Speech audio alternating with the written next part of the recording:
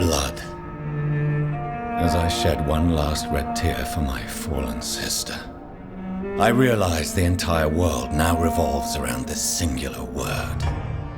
The epidemic that has stricken London is not the Spanish flu. It is transmitted through the blood, via violent biting, turning survivors into frenzied immortals. I am Dr. Jonathan Reed. I am a vampire, born anew into an age of death and pestilence. While plotting factions close in around me, I am sworn to find the source of this epidemic. I am convinced greater perils are still to come. I know the answers I seek are hiding in our blood.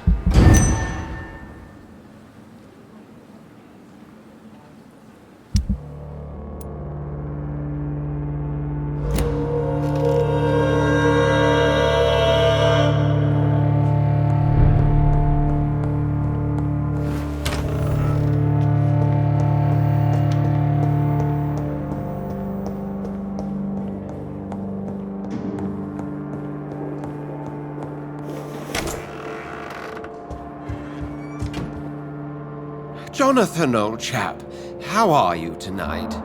I've seen little of you of late. I was conducting research in my room, away from the nightly routines. Of course.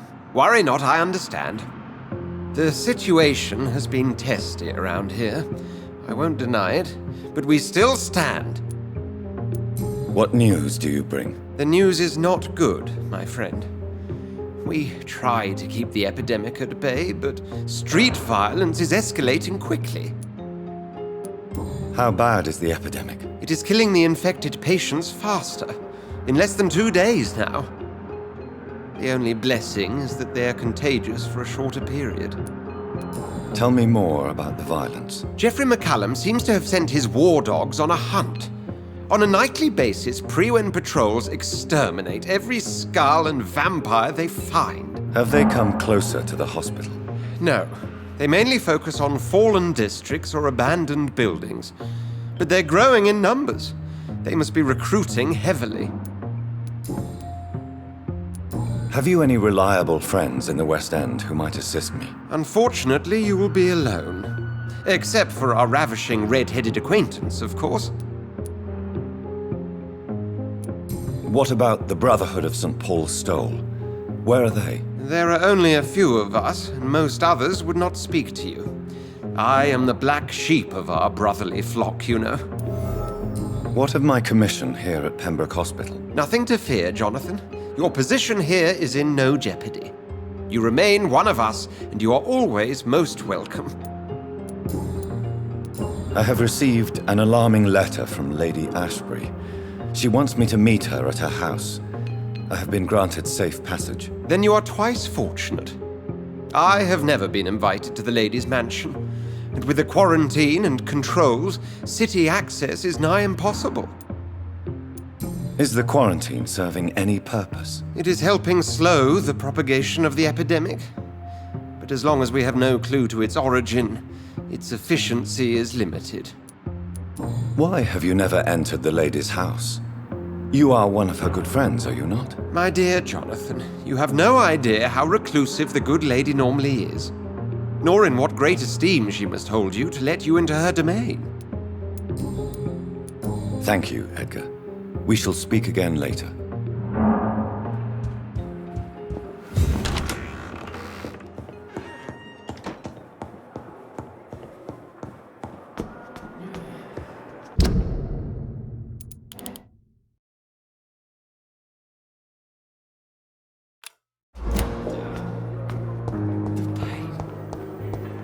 Here again.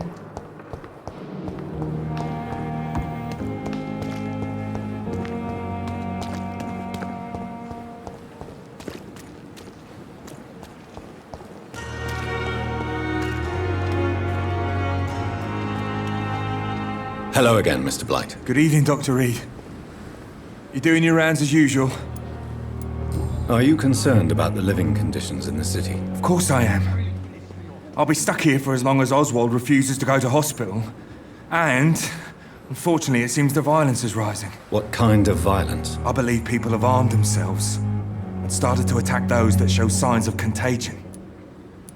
Goodbye, Mr. Blight. Take care of yourself. I've never seen so many people die.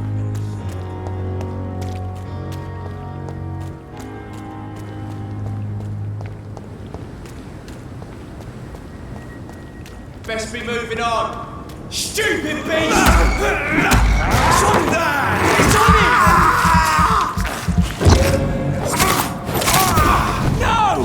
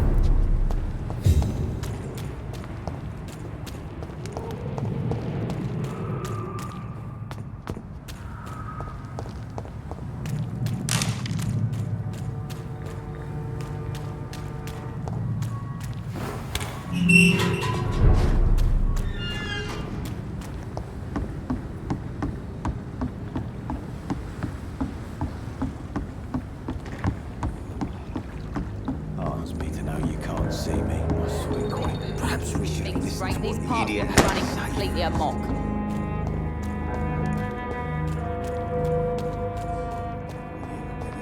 Please go outside.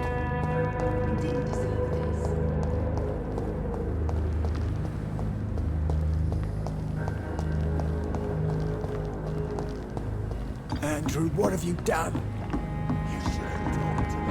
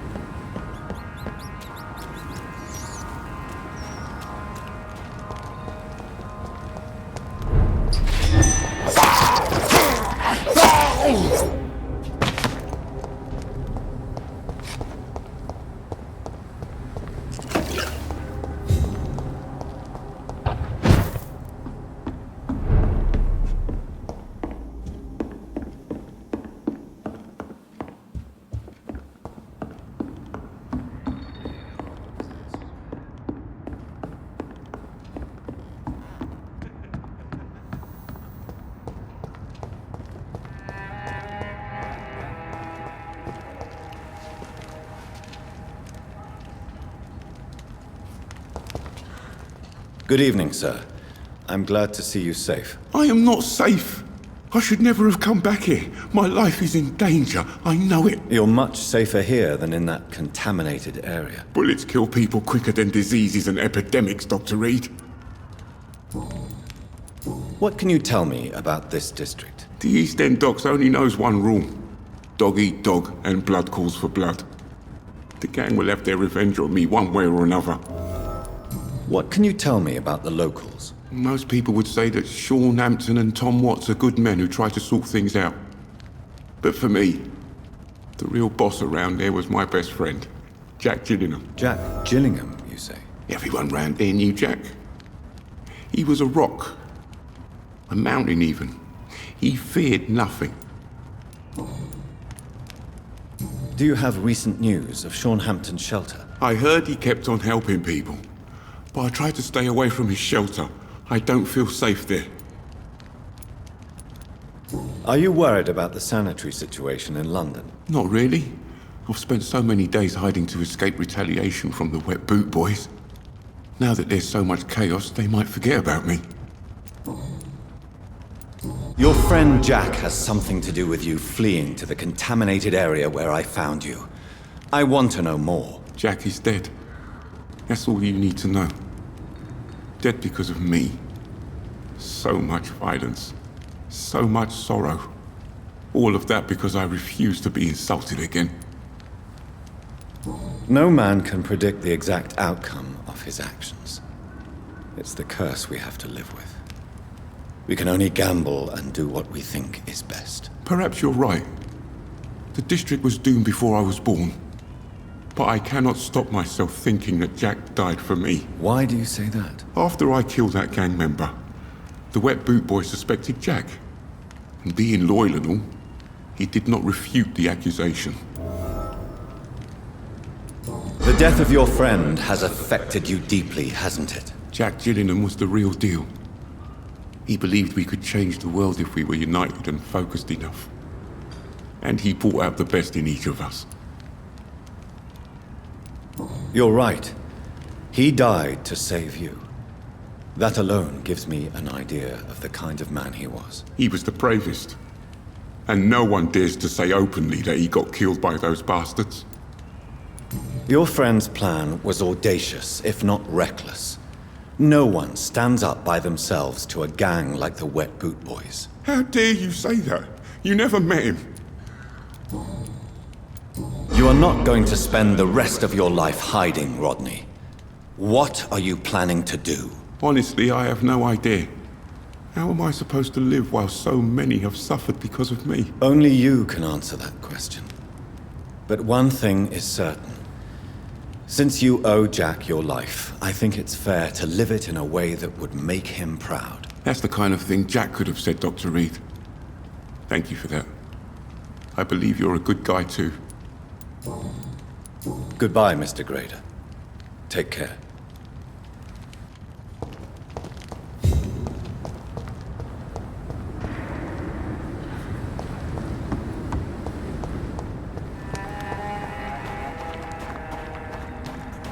Make everything right, Mum. It's not been that simple. Welcome back to my humble shelter, Dr. Reed. Are you here to subdue me again? No, Sean. I just came by to see how you are. I feel all right. Why'd you ask? Are you still feeding on corpses? No. It's almost as though the blood you forced me to drink has provided me eternal satisfaction. How is the sanitary situation in this part of town? There's a lot of sadness and pain in my flock. I believe we're not fully through the crisis. You should do something about it if you can, Doctor. How are things in your shelter? Between the mortals and the immortals, I mean. Even if we're all children of God, I've always maintained a strict frontier between the two communities. What do you fear? A few years ago, a Skal decided to pay a nocturnal visit to my sleeping customers. He got caught licking their necks in the dark. Since then, I have added a lock to the door. What if food became scarce? Wouldn't the immortals in your flock be tempted to feed on the living? Wouldn't you? The Skals can feed on the dead, Doctor. And until Judgment Day, mortals will continue dying. How did you meet old Bridget? When younger, I used to patrol the streets at night, searching for lost souls. This is how I met her. It took me 2 months just to get her name. Now we support each other. Had you already visited their hideout in the sewers? Just once, and very briefly. Most of them are very discreet, and they see me as an outsider, even if I protect them. You really are a saint, Sean. Oh, no, sir, I'm not. But I know evil, and I believe goodwill and tenacity can make this world a better place. Have you seen Harriet Jones since taking her to Old Bridget? No, she is with the sewer skulls now. I don't go downstairs. What happened at the Pembroke? I guess we recognized each other. As Scals, I mean. She had but one thought. To punish. To get revenge upon everything and everyone. I realized I had to bring her here quickly. But why did she fake her own death? There was so much blood in her room. She attacked patients, too. I just lost her for a minute that night. When I found her, she had caused mayhem across the hospital. I slapped some sense into her, and we fled before getting caught. What happened then? We ran here through narrow streets and backyards. She kept saying that someone was talking to her in the dark, offering to avenge her. But I saw nobody. Would you let me listen to your chest, Sean? No, Dr. Reed. You already forced me to drink your blood, and I thank you for that, for I feel better now. But it was quite an unpleasant experience. It would help me greatly if you would allow me to give you a physical examination. I said no. I'm no subject of medical examination, and I intend only to obey and to kneel before God. Farewell, Sean. Take good care of your flock, and of yourself.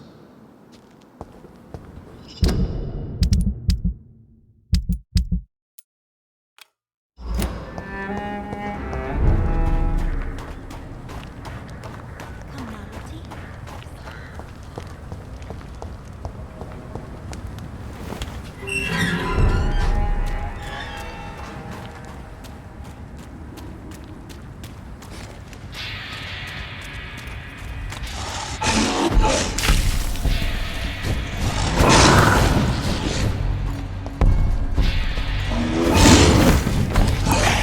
Die, newborn!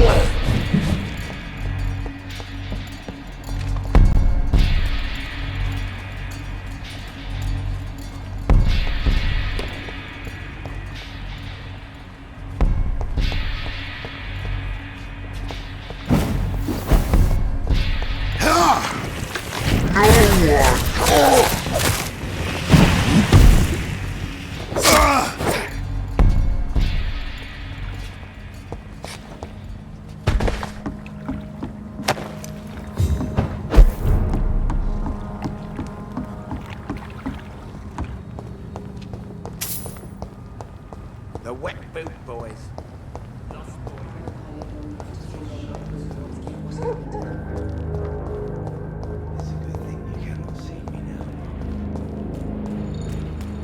Without the wet boots keeping things straight, these parts would be running completely amok.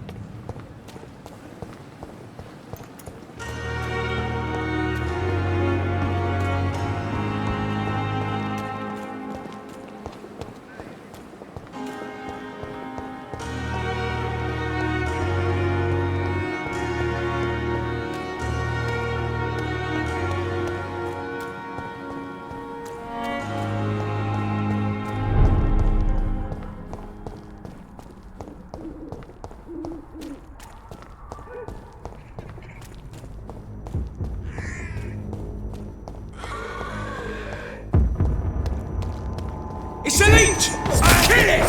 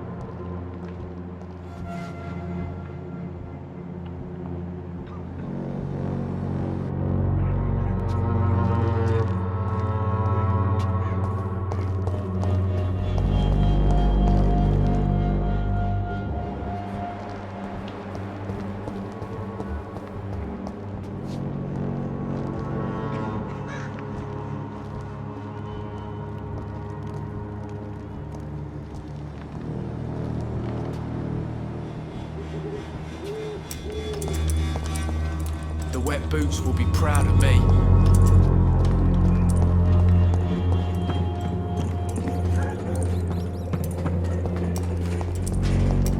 Someday you'll understand. You've wasted your life away.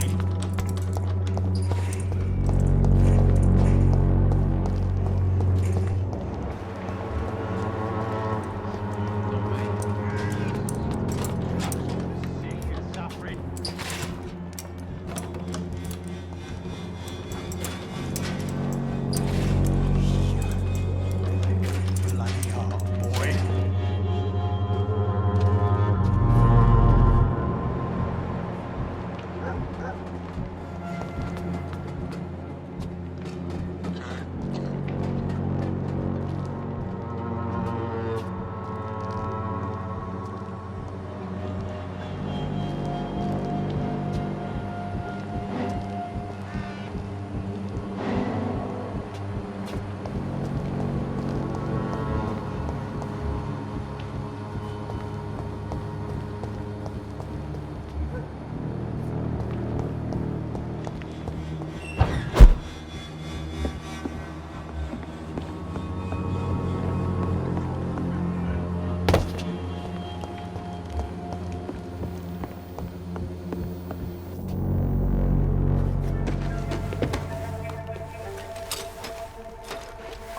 There it is.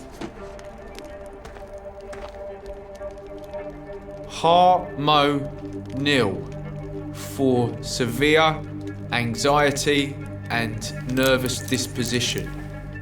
Thanks for nothing, old fart. I'll get a good price for your precious pills.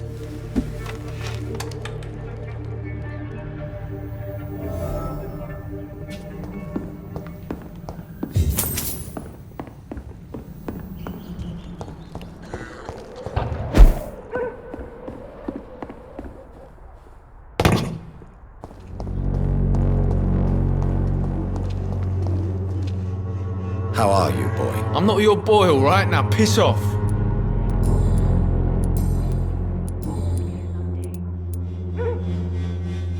It is clear that you have a somewhat contentious relationship with your father. Oh, really? Nothing clever to say? He's an alcoholic. That must make life difficult. Oh, no, it's perfectly fine. No money, no home, no friends to lend a hand. My father should have died in France. I fought in France just like him. I know what he endured. He deserves your patience and your sympathy. Did you abandon your family? Were you so drunk you did nothing when your wife got sick? No? Then you're nothing like him. Why did you try to steal your father's medication? Why shouldn't I? What has he ever done to earn my respect? Your father seems to hold quite a grudge against you. Man's a walking gym ball. I ain't seen him sober since he got back from the war. But the gun, now that is a surprise. Have conditions improved in Whitechapel? I'm ready for whatever's coming. Goodbye, young man. It's like I'm used to seeing death. I hope this feeling will disappear someday.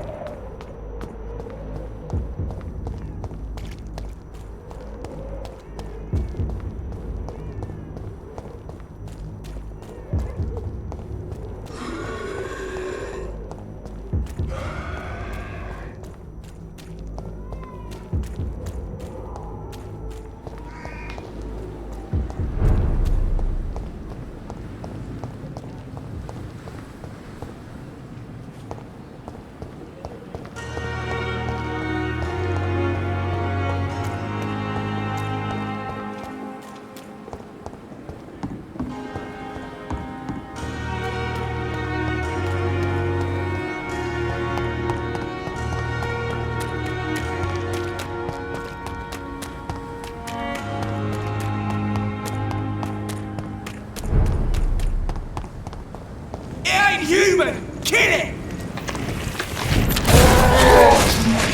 He's dead! You're mine! Want some of that?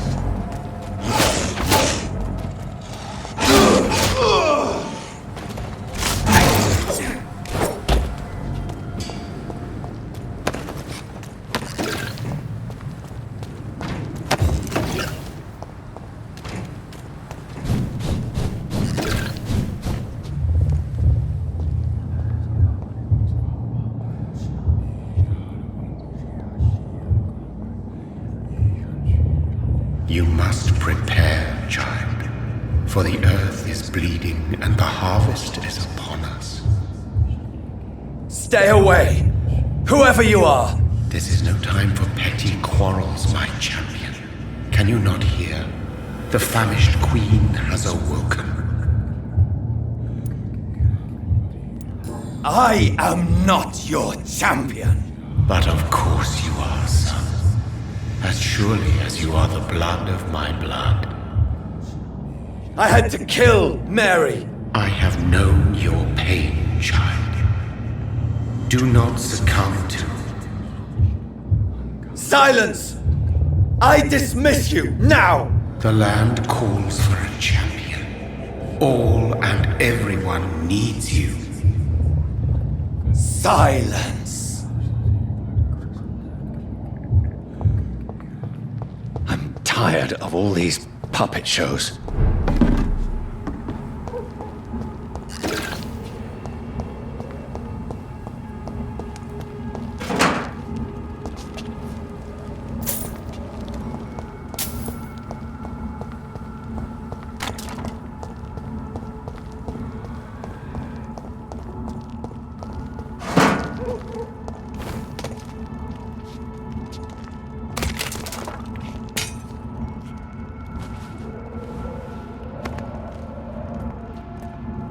They want war.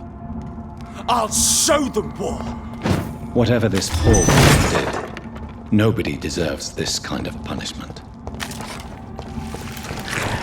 That's all you deserve! See them fancy clothes? This one's a top! Send you to hell! Burn you fucker!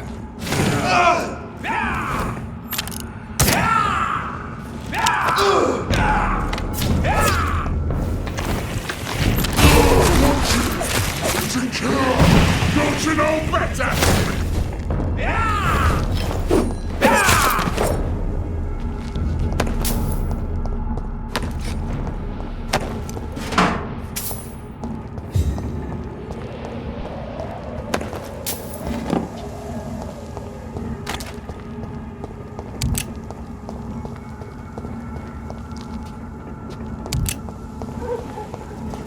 So this is where she lives. What a splendid house.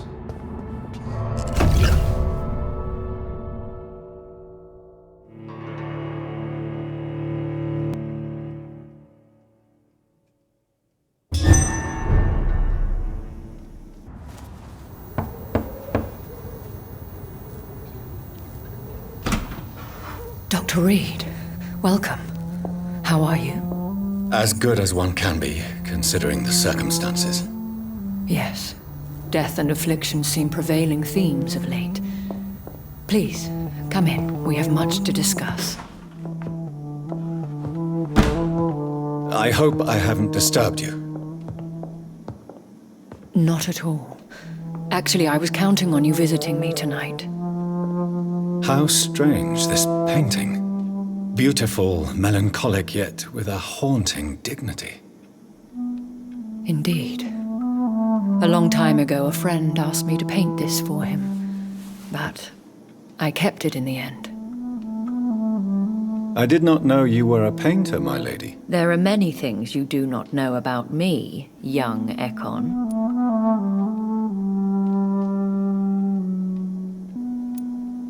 Stop calling me that. Please excuse my behavior, Jonathan. I tend to tease my friends when uneasy. What is bothering you, my lady?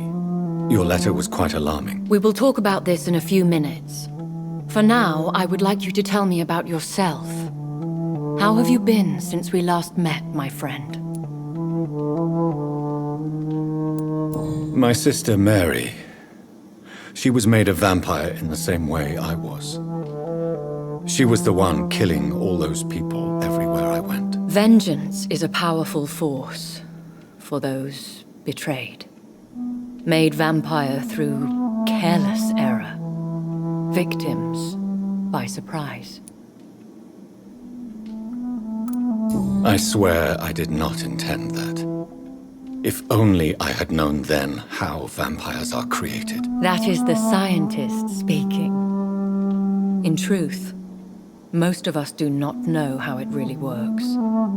Personally, I make sure my prey will not return to haunt me. What do you mean? I am merciless, Jonathan. I only feed on the dying, and I make sure they are dead before leaving their remains. In the end, she implored me to put an end to her misery.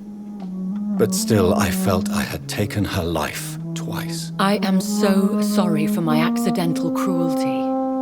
Had I known your dear Mary was still alive, I would never have sent you to pray for her soul in that church. There is no need to apologize, my lady. Your words have been most helpful in these difficult times. Thank you, my friend. If only we could have guided your poor sister through her terrible nightmare. I came to the conclusion that my maker, whoever he might be, must be a powerful vampire. Certainly extremely old. How have you reached this conclusion? I felt this power, radiating like an aura every time he appeared. Most ancestral vampires of England were killed by the Guard of Priwen half a century ago. I wonder who your maker could be. You have no idea who he could be? Some of the ancient ones fled England. Some may still be in hiding. All I know is you, my friend, are a pawn in some secret and obscure game of chess. He is the only immortal I've seen appear in an ethereal form. His voice, his words seemed ancient. It was disturbing. I am afraid you are right. The simple fact that your blood made Mary such a strong Ekon proves that you must be of ancient lineage. I think I should ask the questions, your ladyship. After all, it was you who invited me to settle this most urgent of matters. Fair enough, Jonathan. The situation is critical. We do not have the luxury for etiquette. Please do not misunderstand me. I would be delighted to discuss mundane matters and idle trivialities. If we survive the dark nights to come, we shall have all the time in the world to speak, you and I. For now, please follow me, Jonathan. I must say, your house is exquisite. One of the advantages of living forever is having the time to be selective with one's furnishings. I took the liberty of having tea served. You can still drink tea. Can't keep it down, but I do so enjoy the aroma. Let us toast to make-believe.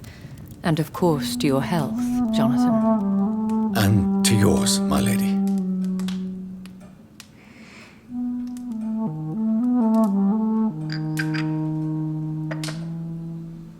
Please, call me Elizabeth.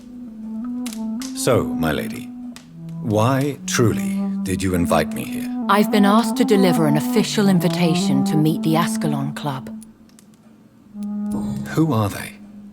Really? They are the embodiment of vampire law in Britain. Some say they influence the destiny of the Empire. Some believe they merely protect it. How many are they? Only a small number of powerful and deceitful immortals. All of them entangled in a sticky web of shadow cabinets, influencing trade. Will they fight the Guard of Priwen? I doubt it. Fergal was Lord Redgrave's executioner forever and a day. By defeating that beast, you deprived them of a powerful weapon. Why use you to contact me? Because they know we are close. The Ascalon Club has many spies. Their main occupation is gathering information and then deciding how to use it. Why not ask for your help? Since you are obviously a powerful and influential immortal yourself. You have to understand that I am invisible to the eyes of Ascalon, for I am a woman. That suits me well, as long as they leave me alone. Have they threatened you in any way? Not at all. Their message surprised me at first, but it is only logical, considering the critical situation in London.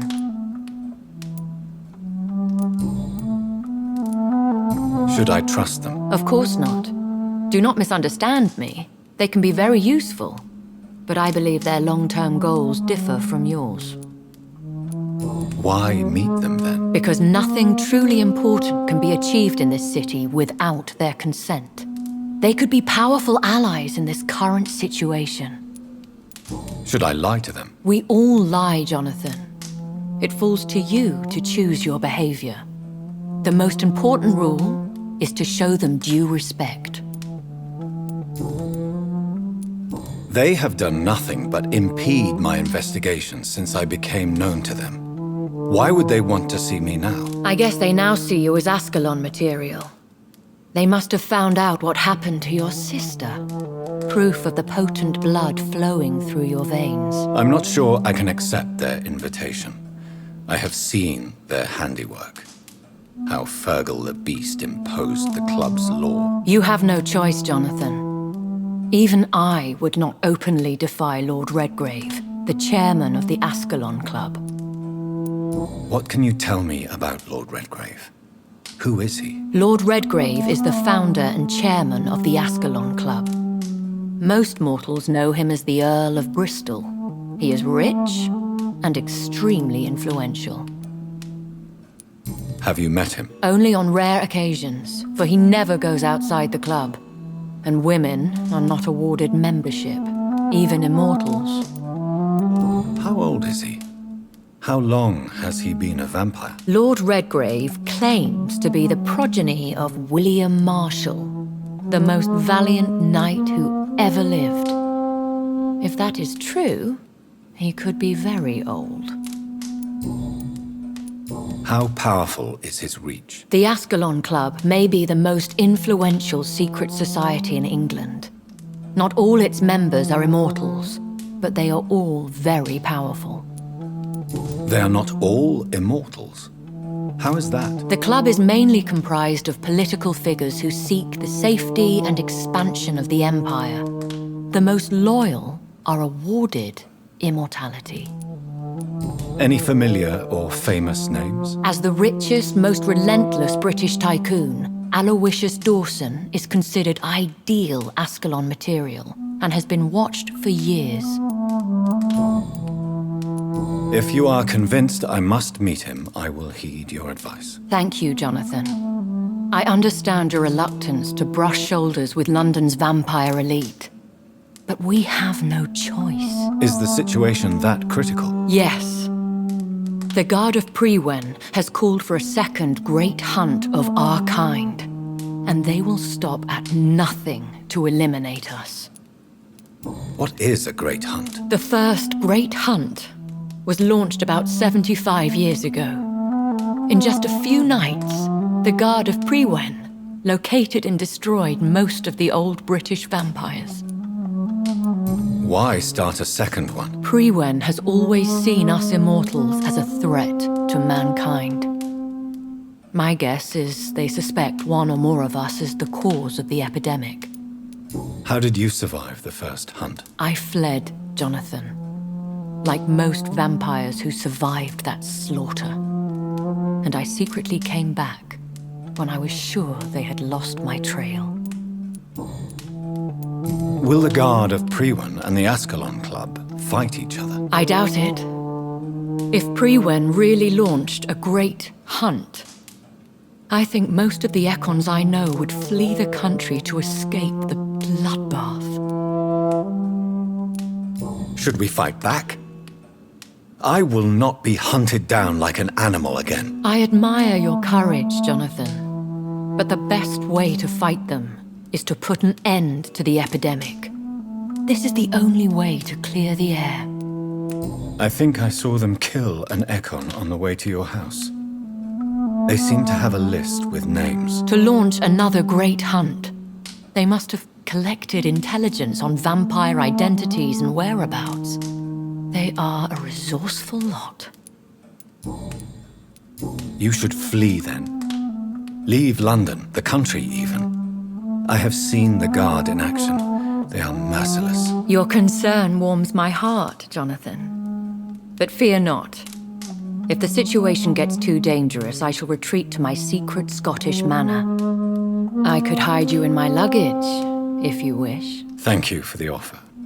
I shall keep it in mind, but I have much to do here. There is a question I must ask you. Could Lord Redgrave be my maker? I doubt it. If Lord Redgrave had made you his progeny, he would not have seemed so surprised when you demonstrated the strength of your lineage. What is the plan? The plan is we both try to save this city, you and I. Go to Ascalon, accept their proposition, and use their influence to promote your agenda. How can I save London? The epidemic is the priority. You must find its origin and put an end to it. This is the best way to solve the crisis. What will you do? I still have contacts and old friends in this town. I shall make some inquiries and attempt to learn more of the situation. We need clarity. Will I ever discover the identity of my maker? Maybe not, Jonathan. We know for sure you were made by a powerful vampire, but most of those fled England long ago. Please forgive my bluntness, but I have to ask. Was it you? Did you make me? Oh, Jonathan. I know you shall always have a gnawing doubt about who made you an immortal, but I swear, I had nothing to do with it. You have no idea at all? You seem to know so many things about the secrets of the vampire underworld. Even if I had my suspicions, I would not dare give you a name so soon. All I can say is this. I will make inquiries and keep you informed.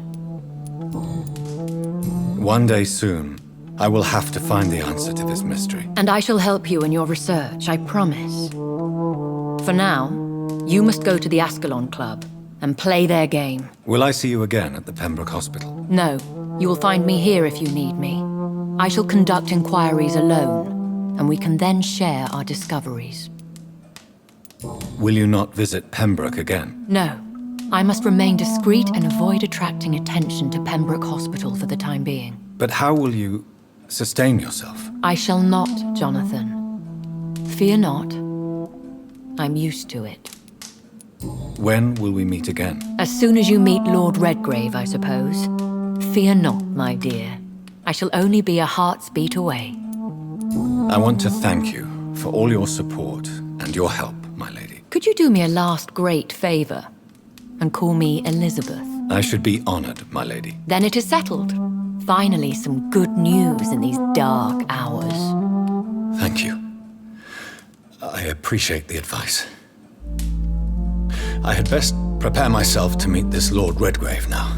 How thrilling to meet the Earl of Bristol in the flesh, so to speak. Something tells me you're not very keen on the man. Don't get me wrong. The gentlemen of the Ascalon Club are honorable, but their attitude and opinions are somewhat antiquated. I see. As long as they deny access to female applicants, I will leave them to their antediluvian considerations as to the natural order of things. Jonathan, promise me you'll be careful. Of course. But why the fear in your voice? Look at me, Jonathan. I am. I mean, really look at me, young Ekon.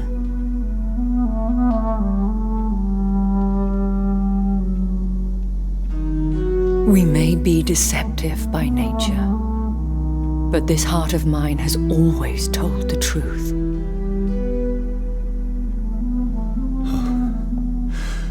Elizabeth. Go, my friend. But come back to me soon.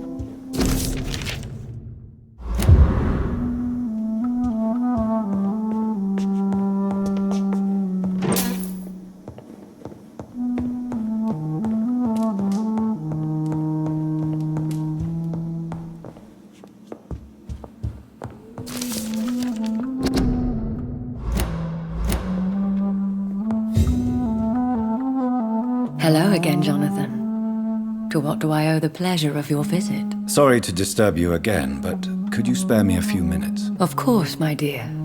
Always a pleasure to speak with you. Concerning your investigation, Yes? are you truly seeking to identify my maker? I cannot promise you anything, but yes. I am conducting some research of my own. Do you know if the epidemic has affected many people in the West End? I confess I've been more concerned by events in the East End.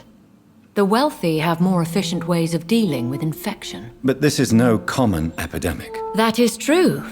I must tell my daughter to stay at home for a few days, but the girl is stubborn and fiercely independent, much like her mother. Do you think we shall ever see better days? Or at least better nights? I know not, Jonathan. I have seen some horrid days in my long lifetime. Experience has taught me that one cannot outrun the fates.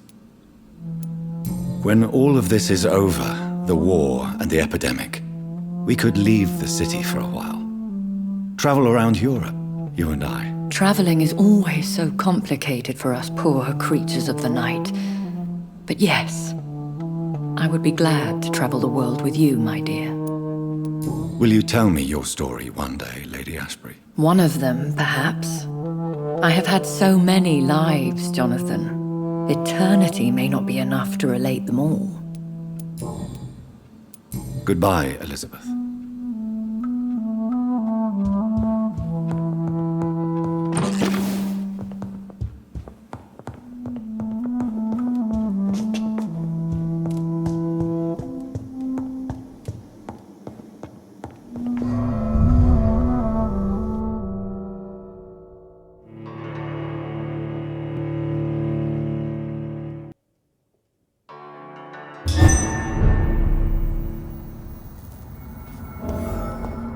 So, time to visit the Ascalon Club.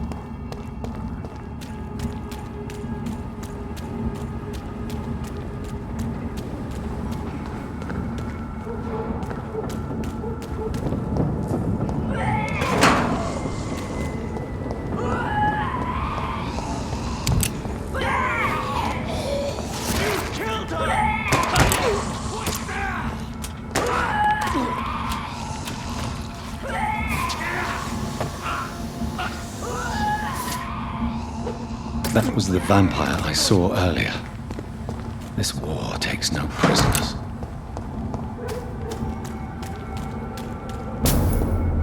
Bruce the leader! He's dead! Die, beast!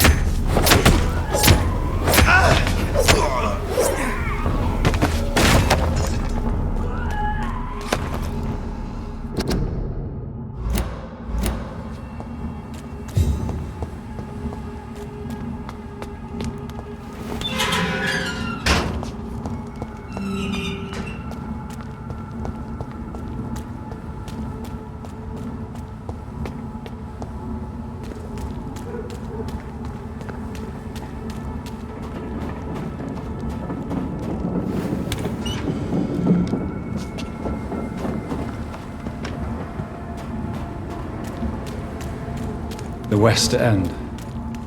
Never have I felt so sad to be back home.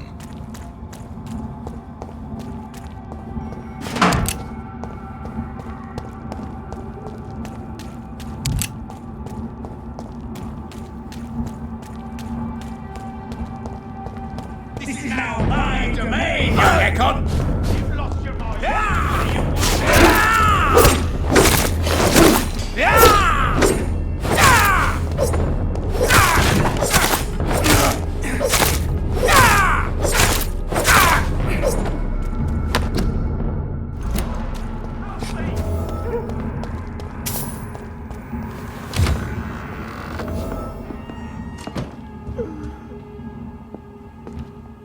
I'm Dr. Jonathan Reed.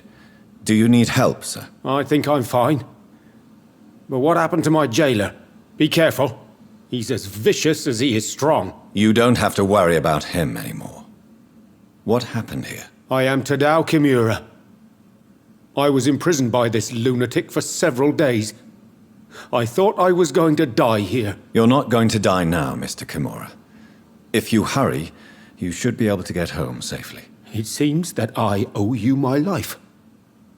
You have all my gratitude, Dr. Reed, since it is the most precious thing I possess. Goodbye, Mr. Kimura. Take care.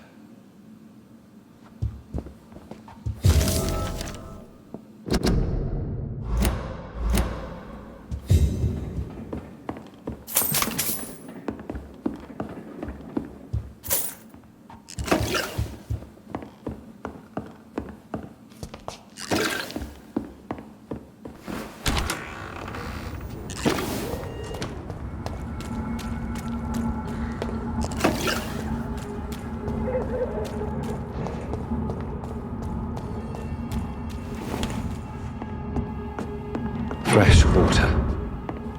As long as it's not holy water, I may find some use for it.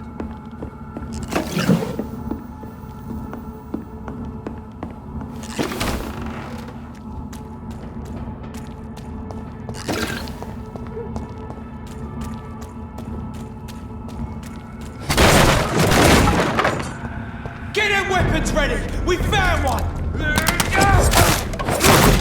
Shit! You'll pay for that! I'll take his head!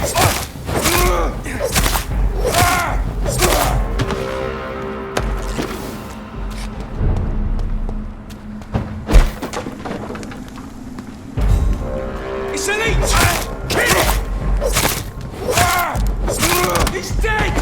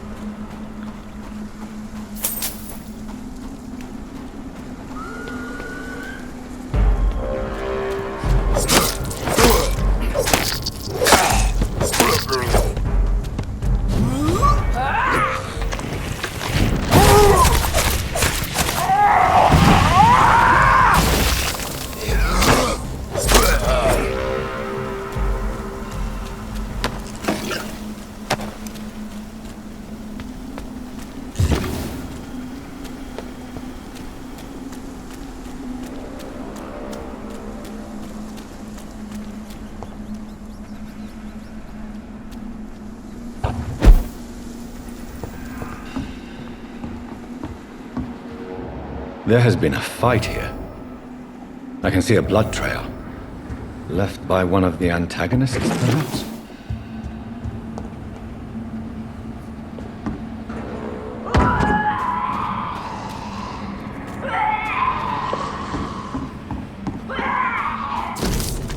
Maybe there's a way to break into this house.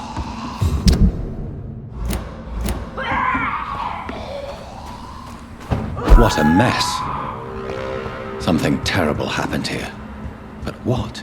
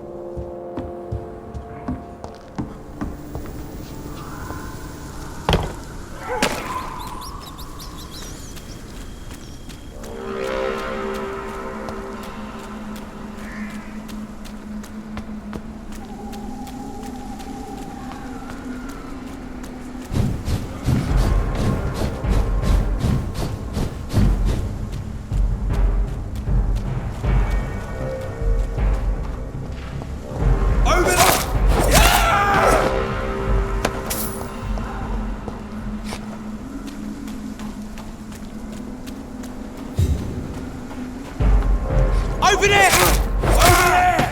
There's one of them vermin!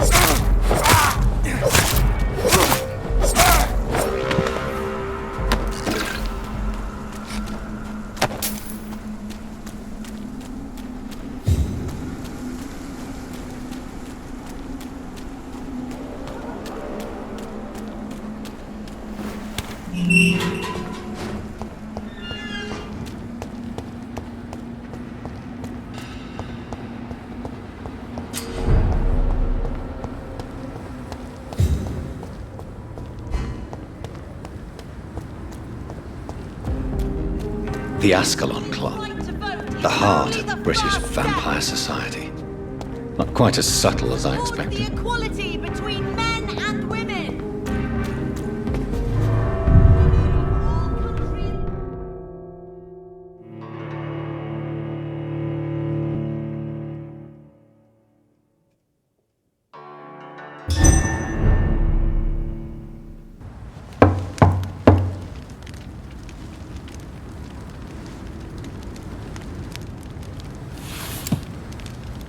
Do you know where you are standing right now? In front of the Ascalon Club, I presume. The Ascalon Club only summons or ostracizes.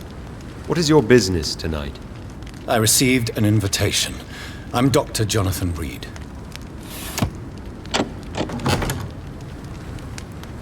Welcome to the Ascalon Club, then, Dr. Reed. Please proceed. Lord Redgrave is waiting on you upstairs.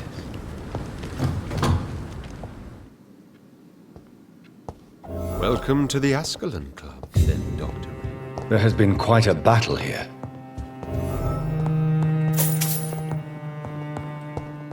I'm sure the Ascalon Club has the money to replace the furniture.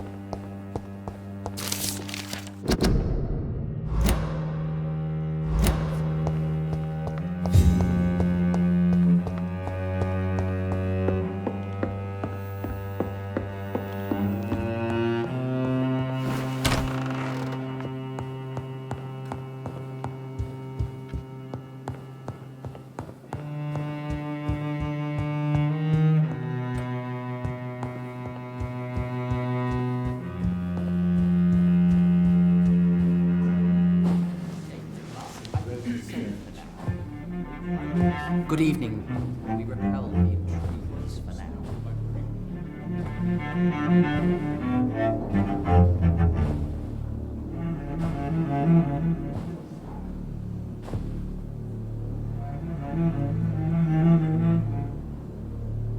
My good friends, if I may have your attention.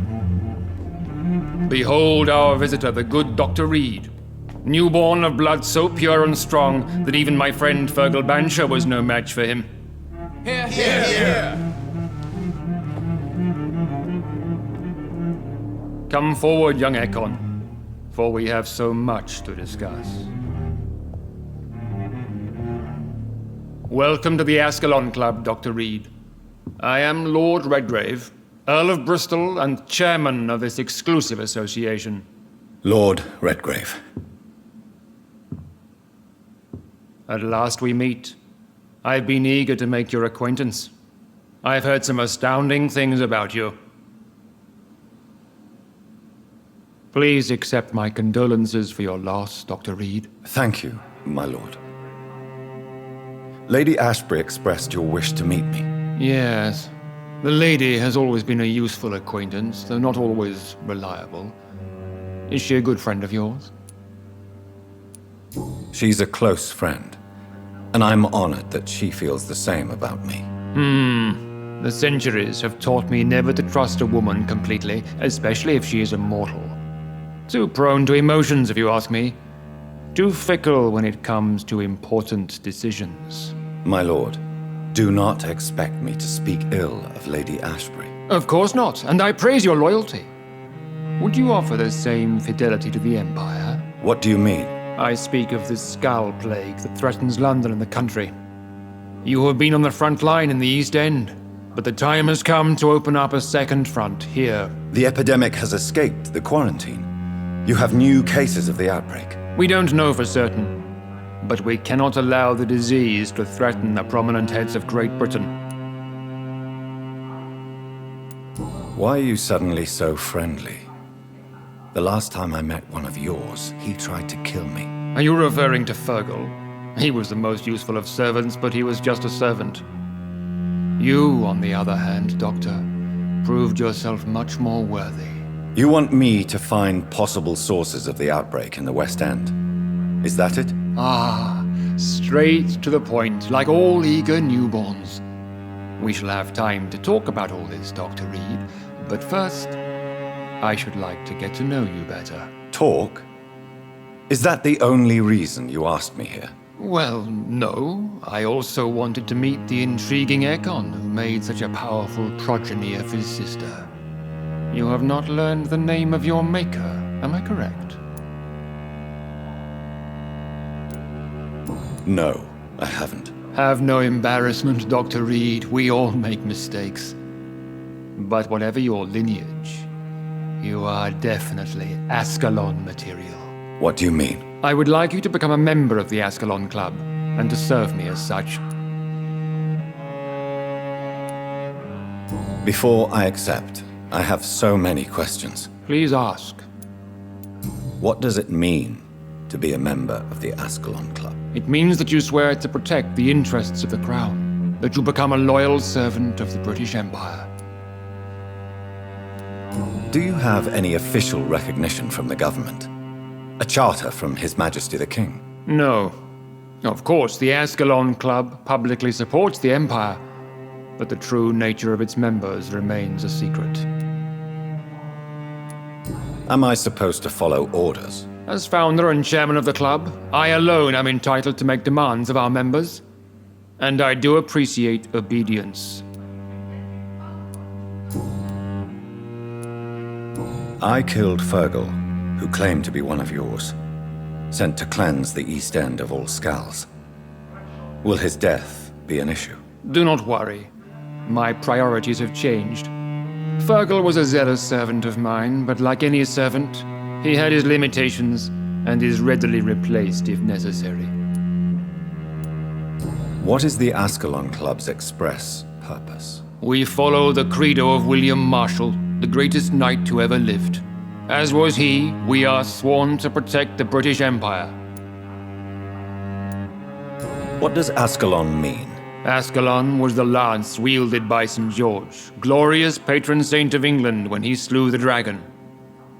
And like that lance, we pierce the hearts of all our nation's enemies. William Marshall founded the Ascalon Club. Not exactly. William Marshall granted me immortality, and I founded the club a few years later. The good knight has been gone for so long.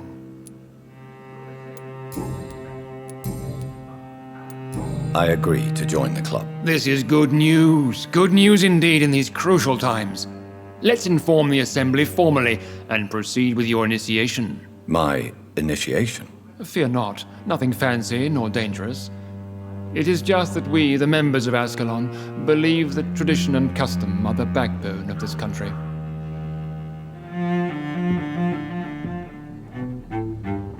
My fellow members, dear friends, please gather and welcome this Ekon as one of our own. Is he worthy? Is his blood pure? Well, speak, Dr. Reed, in front of the most sacred blood. The blood of our beloved William Marshall, speak now. Will you serve and protect the crown as he did? Yes, I will. Then, young Ekon, it is time to testify with your blood. It is time to sign the Book of Allegiance. I know it's awfully gothic and a tad pedantic, but England's traditions are the backbone of our nation.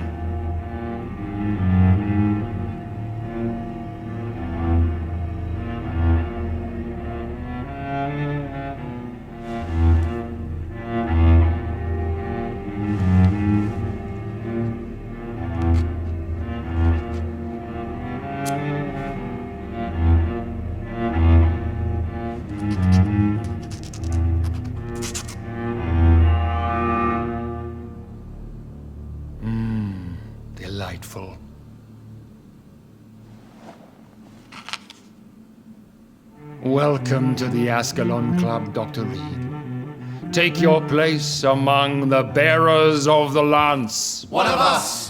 One of us!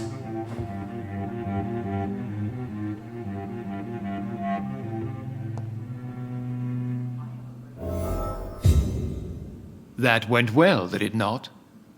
It is always useful to bolster the troops' morale, especially before a difficult battle. You have the makings of a general, my lord. I was, though very long ago. Well, not quite a general, but a proud defender of the crown. So why did you really want to meet me? Straight to the point again, young Ekon. All right, let's talk, you and I, Lance Sparrow. I'm listening, my lord. According to my spies, you have worked with Dr. Edgar Swansea on the epidemic, and your findings were quite alarming. You were spying on me? Not personally. I rarely leave this building. But once he found you, Fergal kept me informed. Until you put an end to his mission. Who was Fergal? I don't see him sipping tea with the others in the club. Fergal Banshire was my squire of sorts. Even before becoming that magnificent beast, he was a brute. He served me well for decades. No, I mean, what was he? He was clearly no ordinary vampire. No, he was a Volcod, all muscles and instinct. Quite the rare breed, ferociously territorial. Mortals often mistake them for werewolves. You do know I killed him? Yes. Will you bear ill will towards me for his death? Of course not. Your victory was quite impressive and courageous.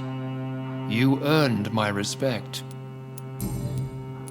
Do you know Edgar Swansea? Not personally, but I've been told he has some sort of immortal fetish and is a good friend of yours. Does it bother you that I consider him my good friend? As long as you reveal nothing of the club's inner workings, why should I forbid you engaging in conversation with the good Dr. Swansea? Yes, I'm convinced the recent invasion of frenzied Skulls in London is directly linked to the epidemic. This is not the Spanish flu, but something else. I would be glad to hear more of your discoveries, Dr. Reed, but for now, my main concern is the security of London's inhabitants, both mortal and immortal. What do you mean? Alarmed by the epidemic, the Guard of Prewen has started a war against us British vampires. To appease the situation, we must eradicate the Skulls. Skulls are hostile vectors of contagion, that is a fact. But first and foremost, they are victims. I agree, Dr. Reed. Most of the new Skulls who roam the streets at night used to be good British citizens, but they must be put down nevertheless. So, what do you want me to do? I want you to investigate the city thoroughly. I have reason to fear there are cases of contagion in this part of town. Our absolute priority is to find and cleanse them. And how would you like me to proceed? By all means necessary, Dr. Reed. You are now a member of the Ascalon Club and you have carte blanche. Interrogate the locals, follow all the leads you find, and get results.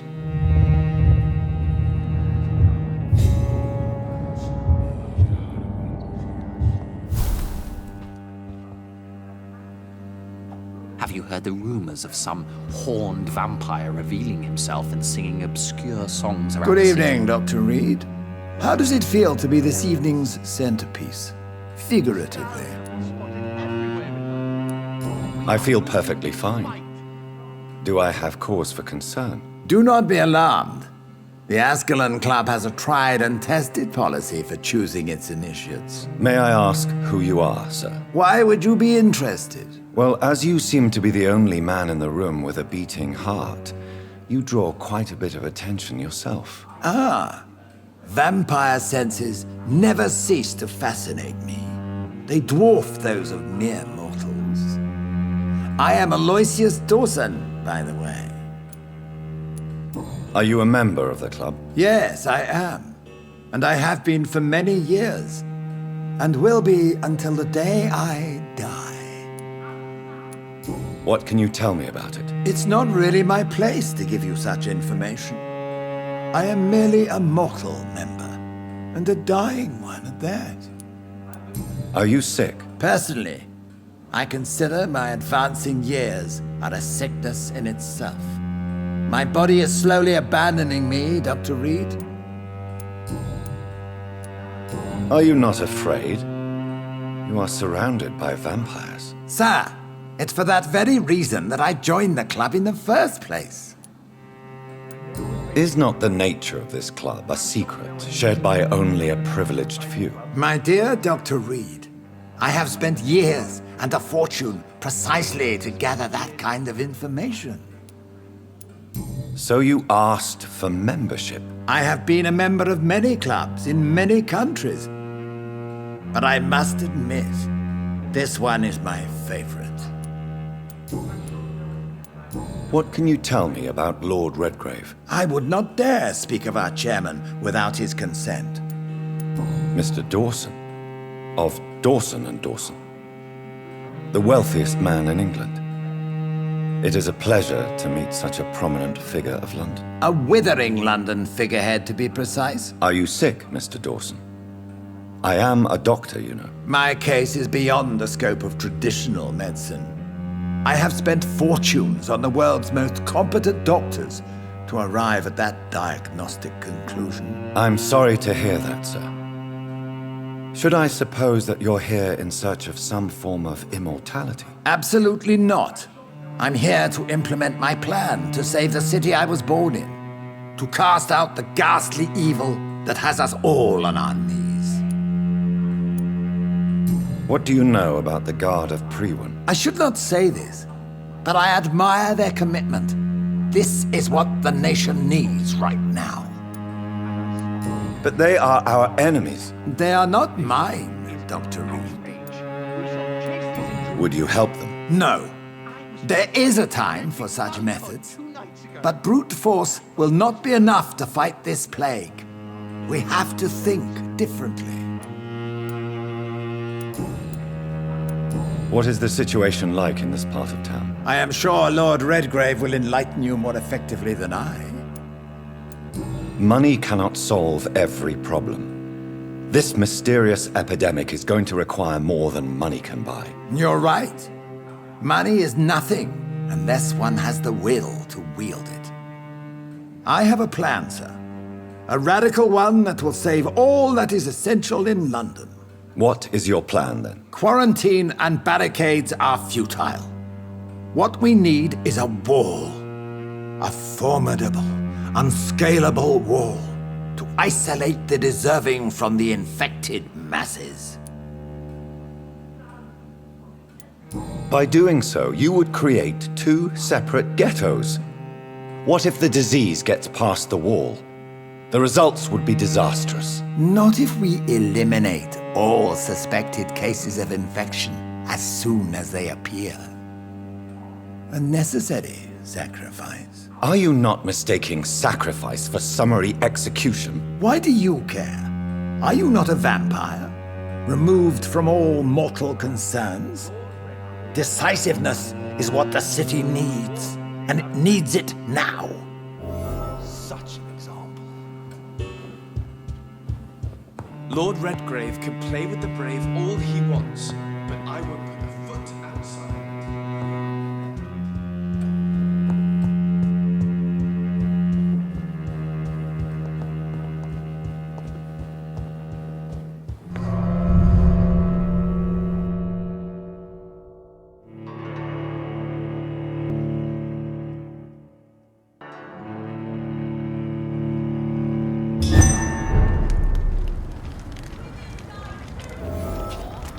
I think Lord Redgrave just suggested I was sired by an ancient vampire.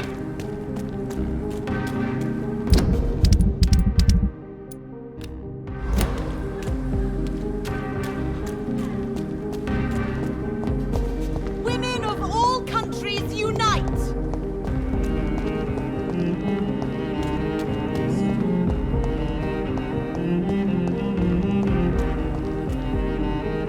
We meet again, Mr. Kimura, in a more peaceful situation. Dr. Reed, still visiting London by night? We must both be nocturnal animals, you and I. After your captivity, I thought you'd be more cautious. Breathing the cold night air helps calm my mind, sir. I've had the most frightening nightmares since I escaped that filthy jail.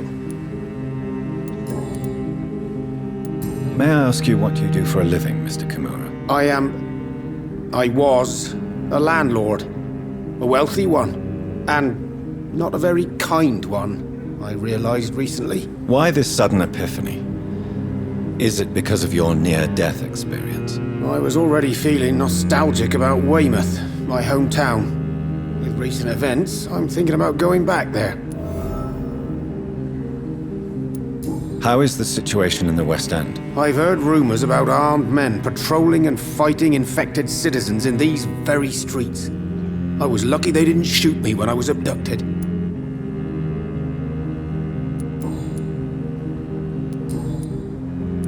What can you tell me about your abduction? If you really want to know, I was locked in that building for 3 or 4 days. My jailer was insane, mumbling about sacrifice and voices. And why didn't he sacrifice you? That was the weirdest part. He claimed to spill blood was not enough. It had to be done when some stars were aligned. Which stars? That's the whole point. He wanted me to talk to him about some Red Queen configuration or constellation. I've never heard of such an astronomical term. What did he say about voices? He constantly whined about the voice of his master, ordering him to do terrible things. He wanted to silence the voice by offering blood. My blood. Why are you so nostalgic for your hometown, Tadao? I was focused so much on making money, I almost forgot that my relatives and friends are threatened by this epidemic. Have you heard anything from your family? I was not only a bad landlord, I was also a bad husband. I've not seen my wife and son for years. Busy, busy, busy. At least now you're ready to go back and see them. But don't be surprised if your son bears a grudge, sir. You make it sound like you suffered from an absent father yourself, Dr. Reed. Well, I'll keep your warning in mind. Have you no friends at all? Over the years, I'm afraid my greed turned me into my friend's adversary, while I became friends with my professional rivals. Those you grew up with didn't share your views on money and success. Would you believe I was once a member of poetry circles and an astronomy club? We were young, such joyful dreamers then, but I stopped laughing long ago. Can you change? And is it what you really want? If so, it must come from within, not without. I've seen what an altruistic gesture can do. Nothing forced you to save me, Dr. Reed, but you did. I will follow your example in these matters from now on. There is no need to thank me. Rescuing a London citizen should not be out of the ordinary, though I'm afraid it may appear so in these difficult times. You did not only rescue me, you fought for me. You put your life in danger to save me. That's quite extraordinary. How will you cope if you're attacked again? I don't know. I've heard about these men and women who patrol the West End every night, chasing criminals like my abductor. Maybe I should join them. Tell me, Tadao, why was your abductor so interested in your passion for astronomy? I don't know. We met a few times at the Royal Greenwich Observatory. He seemed to share my hobby. Then he invited me to his house and locked me in. Did he fake his interest in astronomy to get close to you? No. In his madness, he spoke about a blood sacrifice to be made to his master when the stars aligned to a specific configuration. Yes, astronomy is a fascinating subject. When I was a child, my mother bought a small telescope for my sister and I. We spent many a pleasant evening stargazing. Stars are not just dots in the sky, Doctor. They are the key to our understanding of the cosmos. They remind us how insignificant we are. You're right. But children love magic and stories. I remember our mother told us constellations have the power to protect us. Protection by the light of the stars. That's sweet. You remember the name of these constellations? Draco.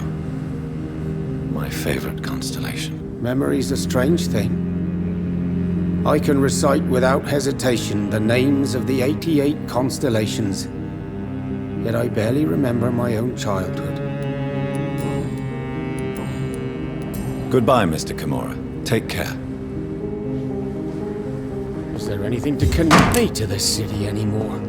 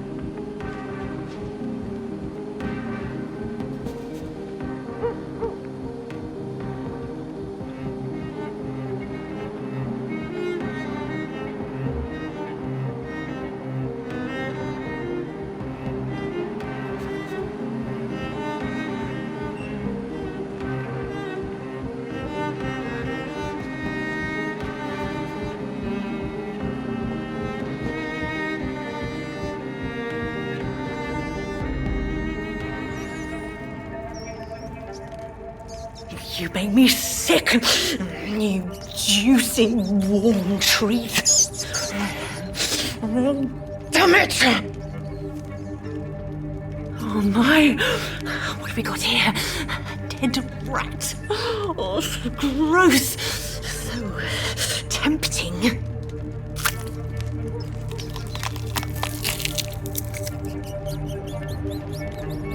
Eternal life through the blood of the lesser beasts, he said.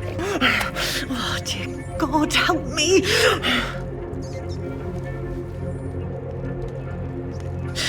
Save me, for I can't stand what I've become.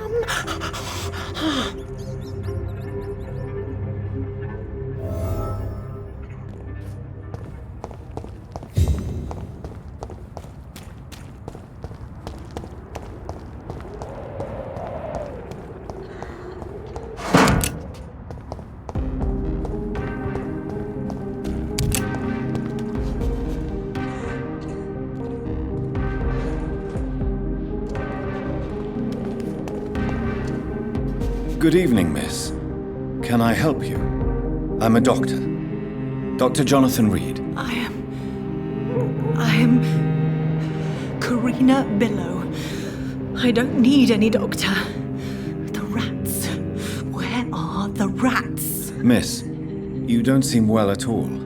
Are you afraid of rats? Has one bitten you? No, it's me who bites them. Tasty, juicy, disgusting rats. I can't stop eating them. Help me, please. Help me to disobey the voice.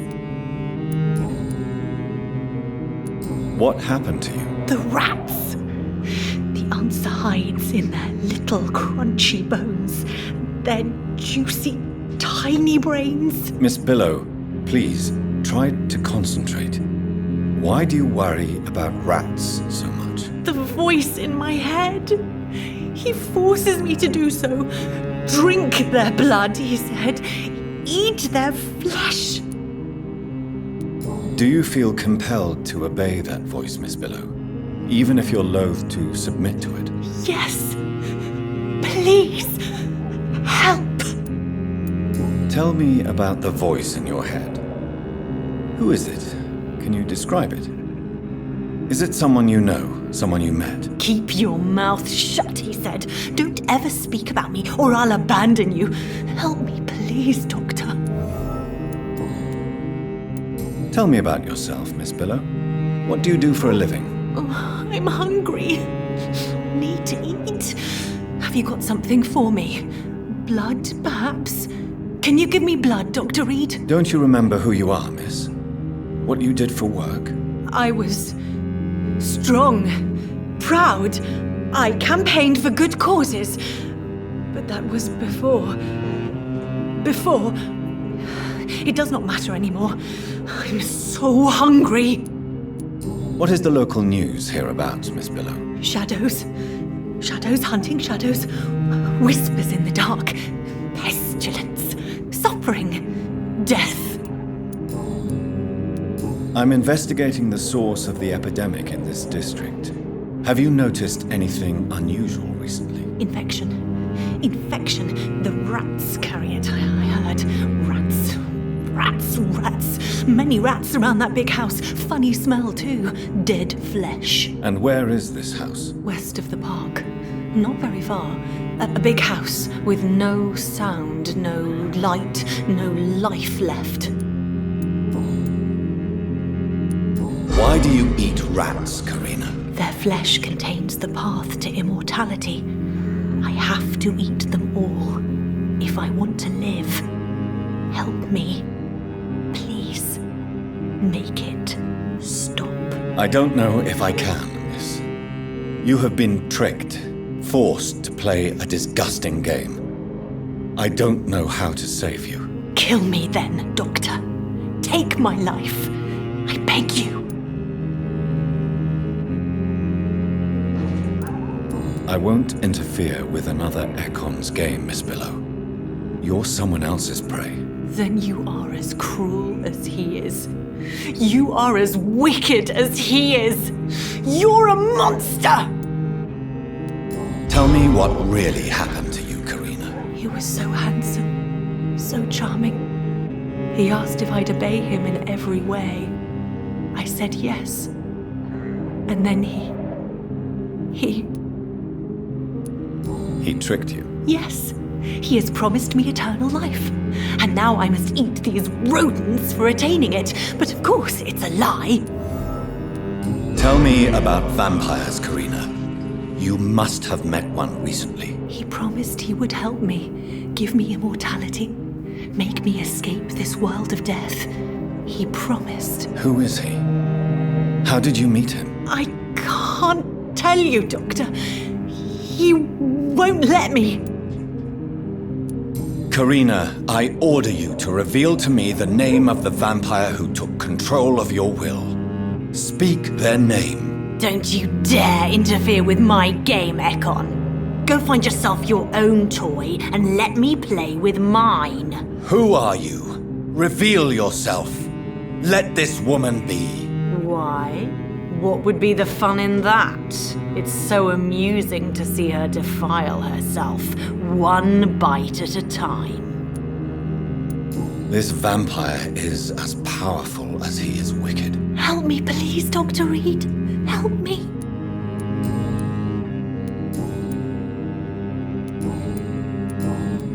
I must go now. Goodbye, Miss Billow.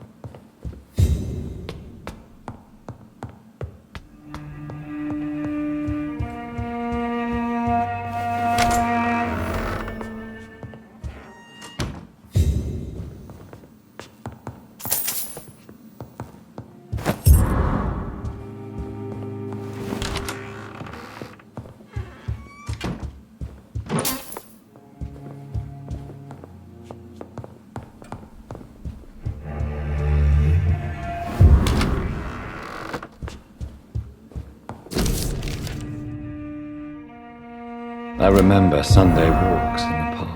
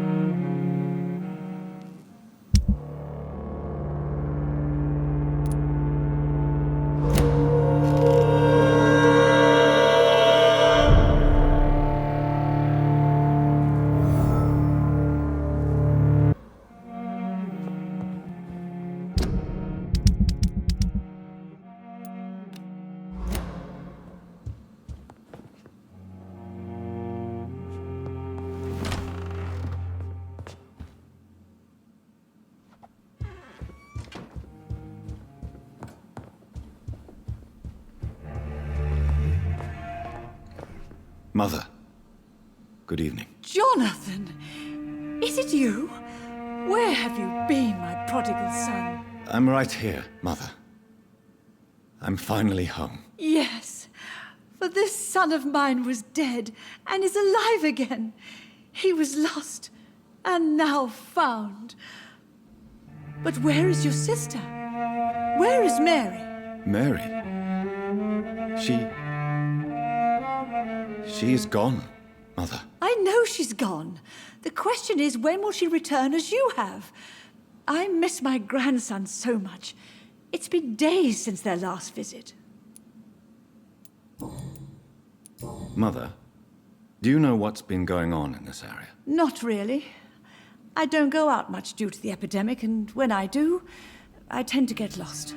What do you mean you get lost? I hope you don't go outside alone. Of course not. When I go out, your father always comes with me, but he leaves me there sometimes, and I have trouble finding the way back. Have you returned to Whitechapel Cemetery since Mary's funeral? I never want to go back to that awful place. Wait. I think I went back once. And you were there too. And Mary? No, that can't be true. It was just a bad dream, Mother. A nightmare, yes. Mary was so angry. I walked back home alone. If that kind policeman had not called Avery from the station, I don't know what would have happened.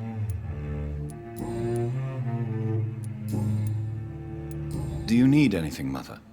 Can I help you? I just want you to stay with me, Jonathan. Your room is ready. I asked Avery to make your bed. I'll stay as long as I can, I promise. Do you need anything else? Just one thing. Stop staring at me like that.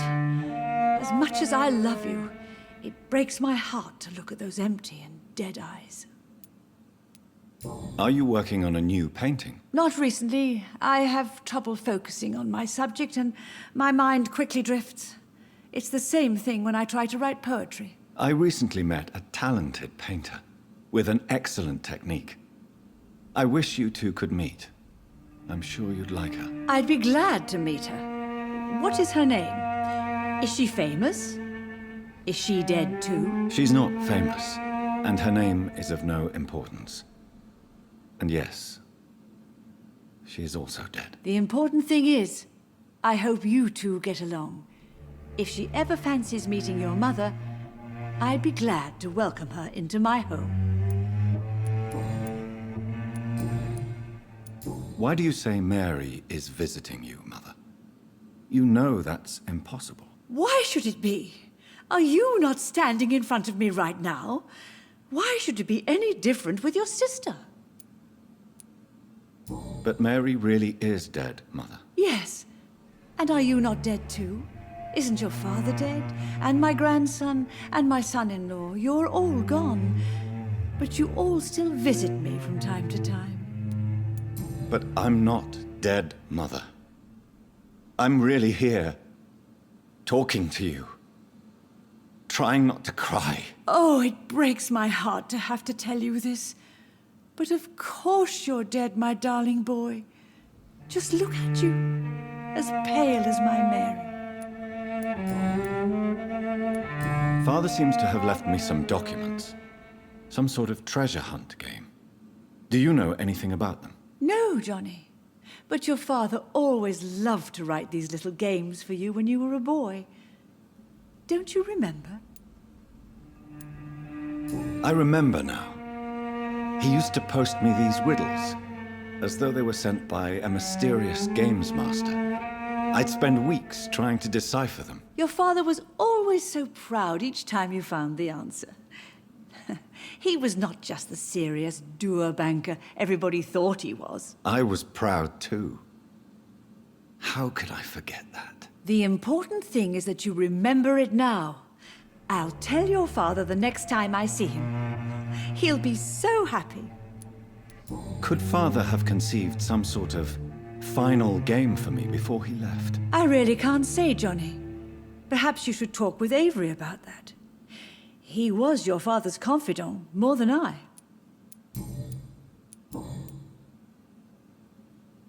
Goodbye, Mother. Try to rest now. Goodbye, son. Please come back soon.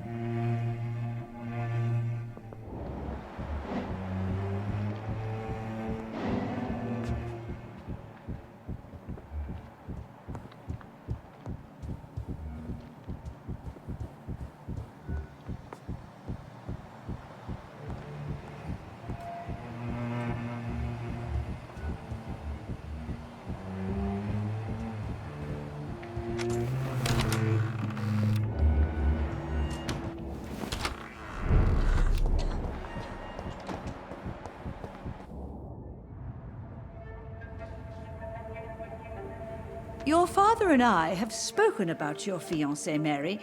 We believe he'll be an honorable husband for you. We'll set a date for the marriage then. That way, I'm sure one of my children will give me grandchildren.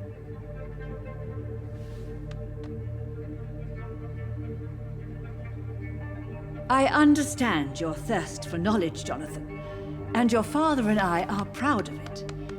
But you are not that young anymore, my son. When will I meet your soulmate?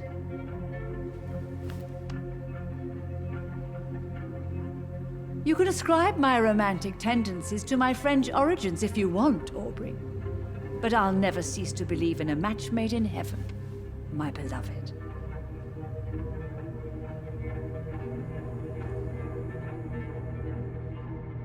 I really wish you could meet her, Mother. You would love her.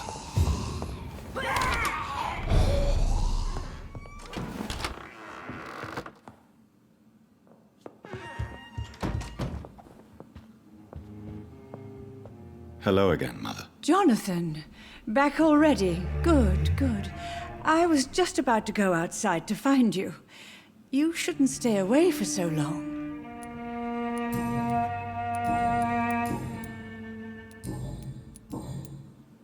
Do you really see Mary and Father?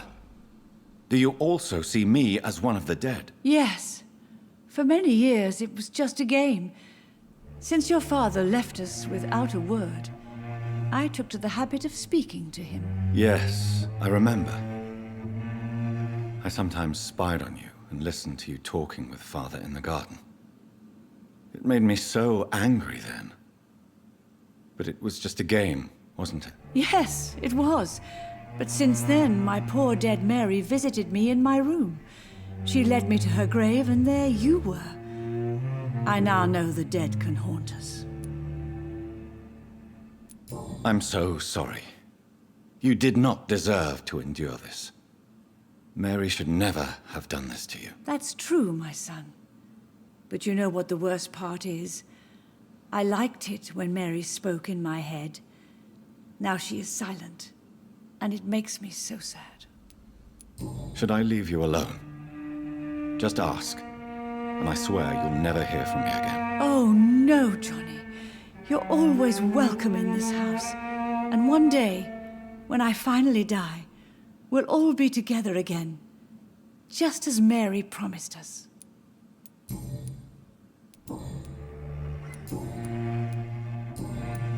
Goodbye, Mother. Try to rest now. Goodbye, son. Please come back soon.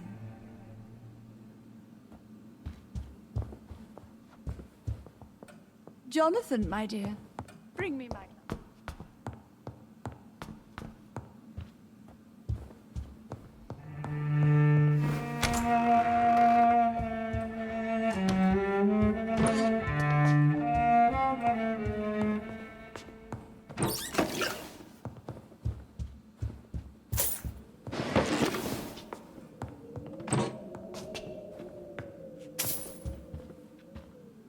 Good evening, Avery. Mr. Jonathan?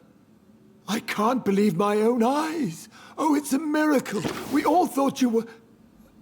Oh, sir, your poor sister. What a tragedy. I know, Avery. I know about my sister's murder. Miss Reed expected you to return to assist with the funeral, right up until the last minute. Where have you been, Mr. Jonathan? We needed you here.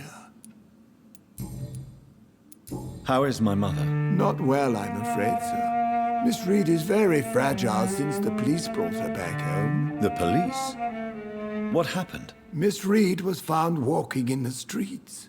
She kept saying she had spoken with her son and daughter. She's resting now. Has she received appropriate medical care? I'm taking care of Miss Reed myself. Hospitals are so overwhelmed by the epidemic that they can only accept patients infected by influenza. Perhaps we could arrange a short trip. Somewhere sunny, like France. She has always been very fond of France. I think leaving London could do her good. I'm afraid Miss Reed is too frail for the moment. Recently, she started going out at night without remembering it. I have to watch her carefully. What is the situation in this part of town? For a time, the West End seemed spared by the epidemic. But the situation is getting much worse. Have you no relatives anywhere? I'll understand if you want to take a few days to see family. Your father managed to guarantee my earnings as long as I take care of this house, sir. My sisters are dead, and I've never met my nephews. I'll stay, sir. I'm sorry I could not be here for Mary's funeral. Your mother was strong, sir, but your support would have been appreciated. Apart from the priest and I, no one else attended your sister's funeral. To be present at the funeral with you both was my dearest wish, Avery. But I am sorry, I simply could not attend. I would not dare to question your absence, Mr. Jonathan. All I can say is that we missed you a great deal during these difficult days.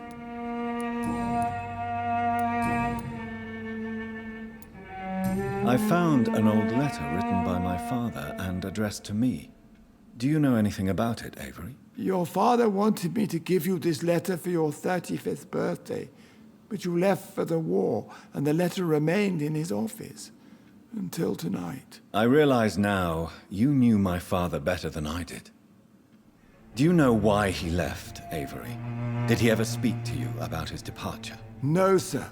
Mr. Reed was not exactly forthcoming. Perhaps this letter will give you the information you require.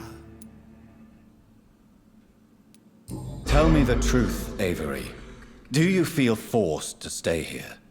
Would you leave this house without the arrangement made by my father? No, sir. I have nowhere else to go. And I promised your father I'd take care of his family as long as I live. This house is dead, Avery. There is a curse on this family. You really should consider leaving. If only you could have been here sooner or more often. Maybe this house would not be that empty. But you're here now, sir. So my task is not over.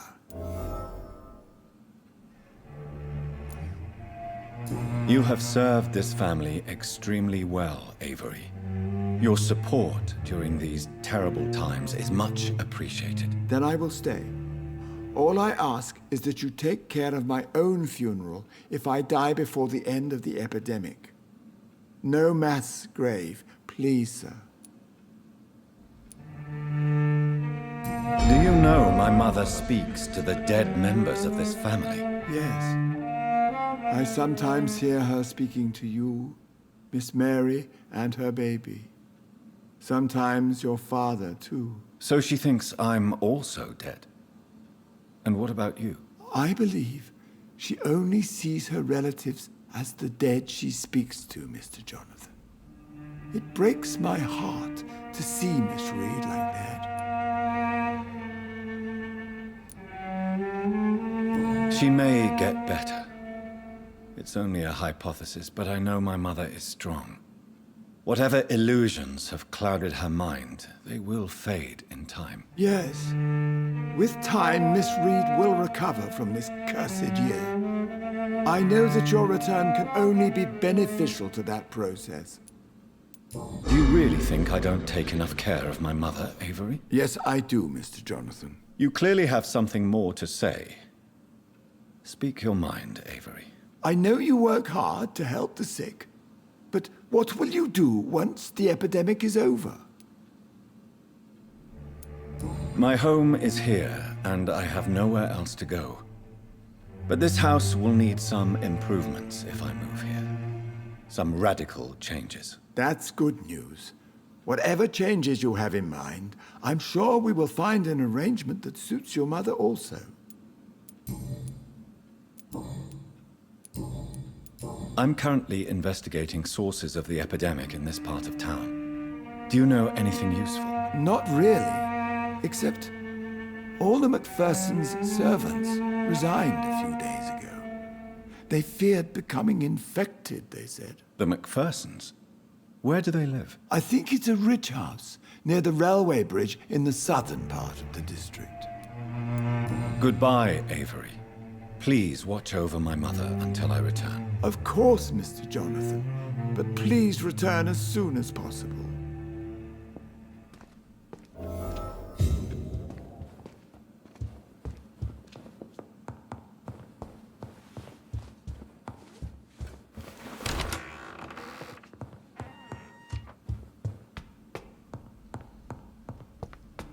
How is your sweet boy?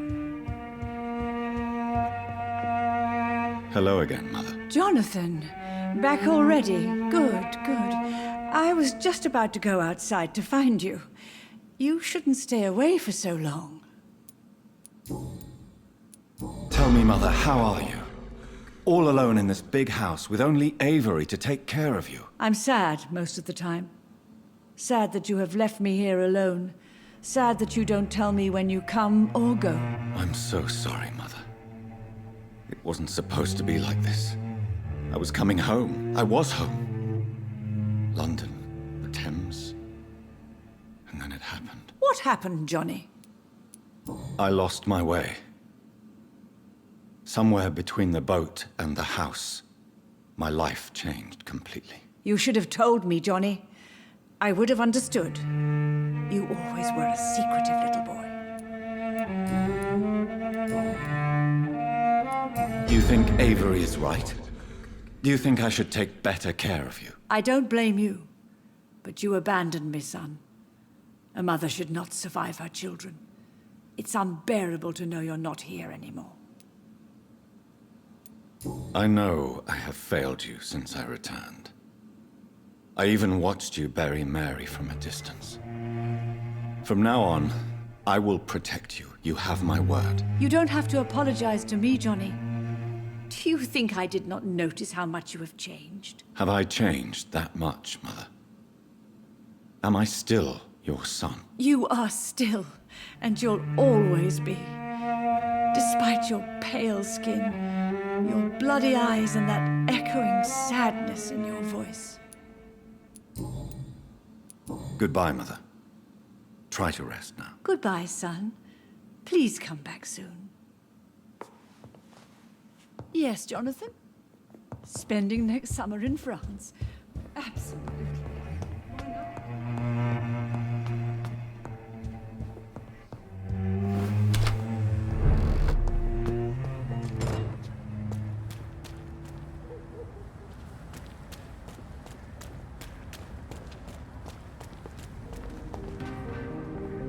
Good evening, sir. Please forgive me for disturbing you. I'm a doctor. I never judge a man by his title, but by his attitude. And you are not disturbing me at all. I am Calhoun Russell, and I welcome you. Well, I must admit it's good to receive a warm welcome for once. I'm Jonathan Reed. Welcome, Dr. Reed. Welcome to my humble shop. How is the situation in this part of town? Life is good and peaceful. We're lucky to live in such an era of progress and wonders. Are you not concerned about the epidemic? Oh, I'm sure the authorities would take the appropriate measure if the danger were that high. I'm afraid the newspapers are seriously underestimating the situation. Things are critical, believe me. Well, that's news then. But I can't believe that things are that bad. Are you sure you're not exaggerating a bit? For the thrill of it? Is it not a little too late to be trading? On the contrary, it is the perfect hour. Believe me, my friend, it is always at night that you meet the most fascinating characters. But what about the epidemic? The bombs and raids? And all the random violence? Please, sir, this is London, England. We will prevail. And if a bomb must fall on my shop, then I'll be there to hear it falling. So you prefer to work at night? Oh, I also enjoy a sunny day like everybody else. But the night always has a certain je ne sais quoi of its own. What can you tell me about this place? I recently found the best steak and kidney pie in the city. I'd be glad to share the address if you want. I must confess, I have quite specific tastes when it comes to nutrition. Really? Well, I'm always happy to try new exotic meals. If you ever find an intriguing table, please share the address. Finding a good restaurant? Is that really all that interests you? Oh, I have many passions, but nothing brings me ecstasy like subtle and exquisite flavors from my teeth to my belly.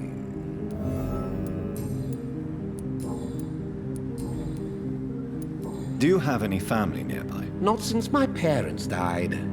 I'm London's lone gourmet. Really? But you seem to be such a pleasant and sociable fellow. I'm afraid the real hedonist has to be sometimes. I discovered ecstasy as a solitary pleasure, but it does not mean it can't ever be shared. London's lone gourmet. What a strange title. I used that name in my early years when I was a food critic, and I kept it.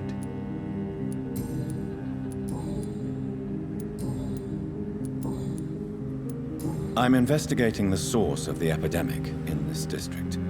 Have you noticed anything unusual? Not really. Wait, now that you mention it, I don't see the McPhersons in my favorite restaurants. They love delicate meals too, you understand. Thank you. It may be nothing, but I'll investigate anyway. Where do they live? They have a house in the southern part of the district, somewhere north of the railway bridge. There is a courtyard, if I remember rightly.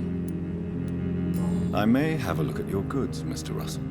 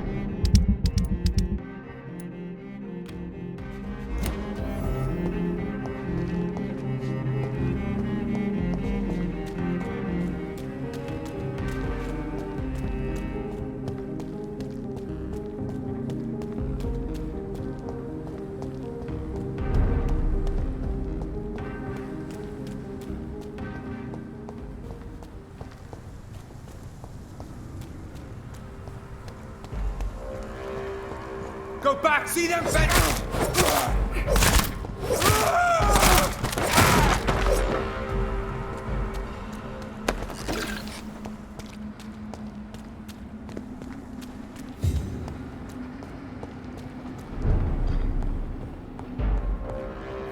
Burn it, boys! We have to stop it! Christ! He's dead! Until you die,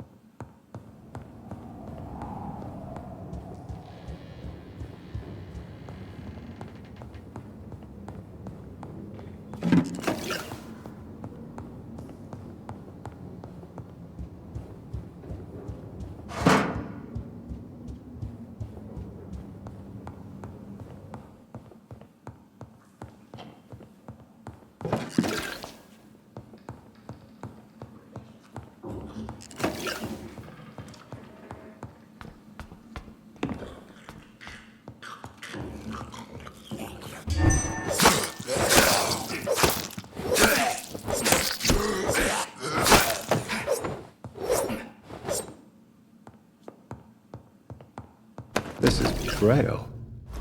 I need someone who can read this.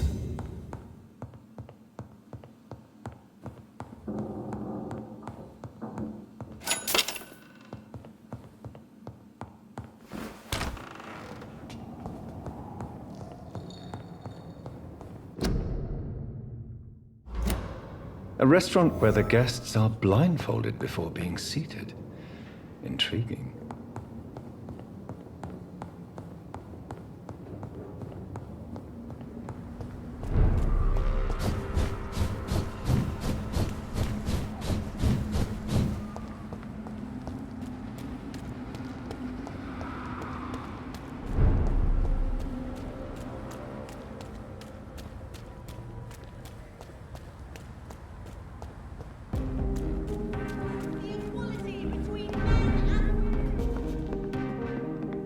Good evening, Dr. Reed.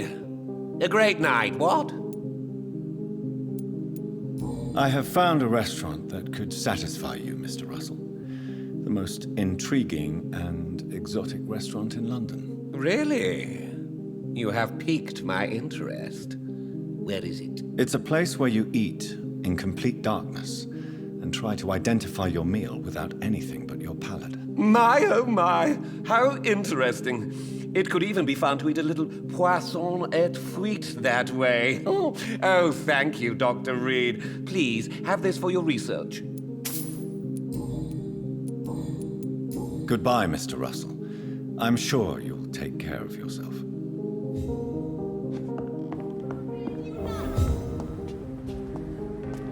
Women die too in this war! Good evening, miss. Oh my god, no. Please, Mr. Vampire, don't kill me. Please, no.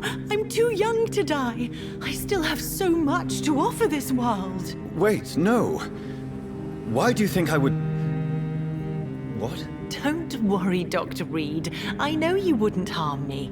Mother told me you were in this part of town and might drop by. Your mother? My name is Charlotte, sir. Charlotte Ashbury. My mother taught me long ago how to recognize the signs that betray a vampire. I understand she also taught you how to tease and gently mock innocent young Ekons. It's a pleasure to meet you, Miss Charlotte. What do you think about this part of town? I was raised here, and I suppose it feels like home. You grew up in this part of town too, did you not? Yes, I was born a few streets away. A small world, is it not? Did you ever imagine that my mother was your neighbor all that time? That you could have met her in a dark alley at night? You won't trick me twice, young lady. We both know Lady Ashbury never hunts or attacks prey at random. Come on, Doctor. Don't tell me you never thought about that possibility. Her fangs on your neck. Oh, are you blushing, Dr. Reed? Is there something that's bothering you? Too much selfishness and individualism for my taste. Even when there was no epidemic. Even if that's partly true, may I remind you that many charitable institutions are financed by the selfish and filthy rich. I suppose you're right. But society must reform and renew itself, or we are all done for. What are you doing out here? You mean, what do I do outside at night since I am a woman? Let me ask you a question, sir. Would you ask the same question of a man? Actually, yes. I ask the same question to everyone who dares to go outside at night, considering the risks. Well, if you must know, I campaign for the right to vote for all women. Why should I wait to the age of 30 years when men can vote at 21? Are you a suffragette, then? Oh, you really are Elizabeth's girl. Without a doubt. All adult women have the right to vote in the US, in New Zealand, and in Australia.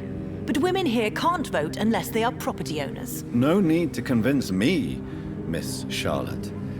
I have shared your opinion for a long time. Even before I met Emmeline Pankhurst. Really? Oh. Now I see why my mother appreciates you so much. Too bad there aren't more men like you in the vicinity. How are the locals reacting to your claims? People here can't wait for a wall to be built to isolate the West End from the rest of town. That's how progressive they are. If this happens, Emily and I will blow it up. Explosives are very dangerous, young lady. And who is this Emily? She is my best friend, and a suffragette too. She was supposed to campaign with me tonight, but hasn't turned up. Have you any reason to be worried about her? Recently, Emily started to believe in... well, she got interested in vampires. I'm afraid she might be in trouble. Let me guess. You spoke to her about us, didn't you? Despite your mother's warning. I think I should try to find your friend. Oh, that would be top-notch. I can tell you where she might have gone. You have my thanks, Dr. Reed. And please, don't tell my mother. Tell me about your adoption. What do you want to know? Who are your real parents? Elizabeth Ashbury is my real mother. She raised me and has taken care of me all my life. I I have no idea who my progenitors are or were. Do you live with her? I still spend a lot of time in my mother's mansion, but I have my own house now. I have a life to live, you see. And one day, I'll have my death to face. How did you meet Lady Ashbury? First, I was an orphan in the institution for girls she manages in the West End. When I was 10, she adopted me, and I have lived with her ever since. Did you know she was a vampire when she picked you? The correct word is Ekon, Doctor. And no, I had no idea why my mother only showed up at night. She told me everything when I turned 16, though I suspected the truth for a long time before that. What exactly has your mother told you about me? Your name and profession, obviously, and the mystery about your maker. I'm sorry to hear about what happened to your sister, sir. Mother says it was not your fault. Does it not scare you to know what I am? What your mother is? Why should it? My mother is the most compassionate woman. Must I be wary of her, Dr. Reed? Or you? Of course not. You have nothing to fear from me, or your mother. Good to know. And don't worry, my mother told me everything I need to know about vampire tricks, their nature as well as features. Your mother is not like any other vampire I've met. I believe she thinks the same about you, Dr. Reed.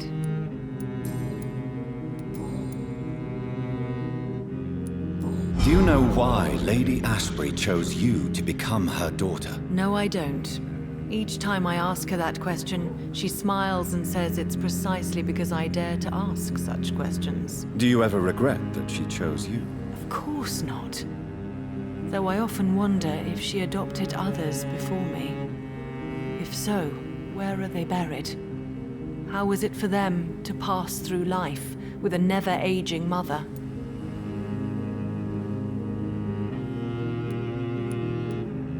Why do you still hope to become a vampire in spite of your mother's refusal? It's the immortal aspect of vampires that interests me. The world won't improve unless women take charge. I'm convinced of that. You're obviously a clever woman with a good education and a brilliant future. But have you thought about the price you'd have to pay? The loneliness, the necessary masquerade. Is it not true of every high position? To change this world and make it a better place, one needs time on one's side. Your mother has refused to turn you into a vampire. Tell me more about it. Each time we argue, Mother expresses the same fear. She wants me to remain alive and full of joy, rather than become melancholy and immortal. She claims you can't have one without the other. It's pure selfishness. Your mother has walked this earth for much longer than you or I. She is wise, and we should not ignore her advice when we disagree with it. But why shouldn't I be allowed to forge my own experience?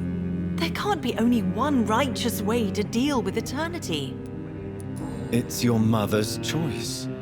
As daughters and sons, we have to accept the decisions our parents make for us despite our own wishes. I love my mother, and have accepted everything from her. Even that she named me Charlotte, when it was not my original name. Does it bother you? No. Whoever I was when I was born, I am now Charlotte Ashbury. It hurts as much as it makes me proud to know that's the name my mother will read on my tombstone. Tell me, Charlotte, how do you plan to achieve eternal life, since you've obviously given it a lot of thought? I won't give up. You have no idea how determined I am, sir. I may contract a deadly disease. I may throw myself under a carriage just to be saved by her sweet kiss. That's a disturbing answer, young lady. And the worst part of it is, I know you speak the truth. There are less dangerous ways, Doctor.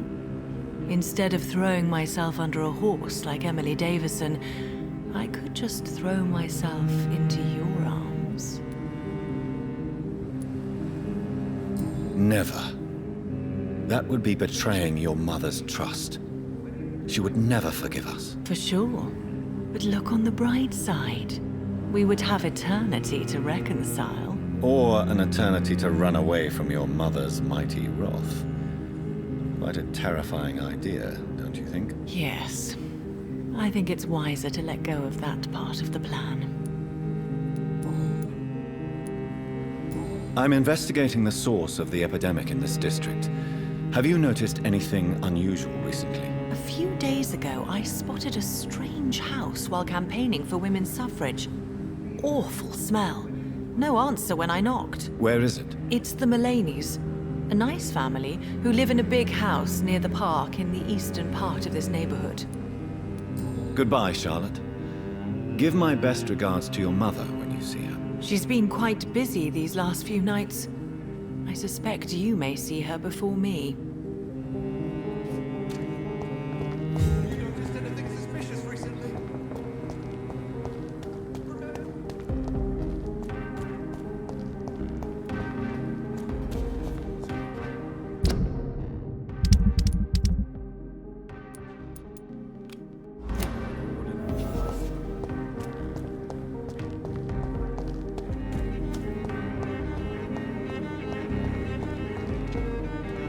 Good evening, sir.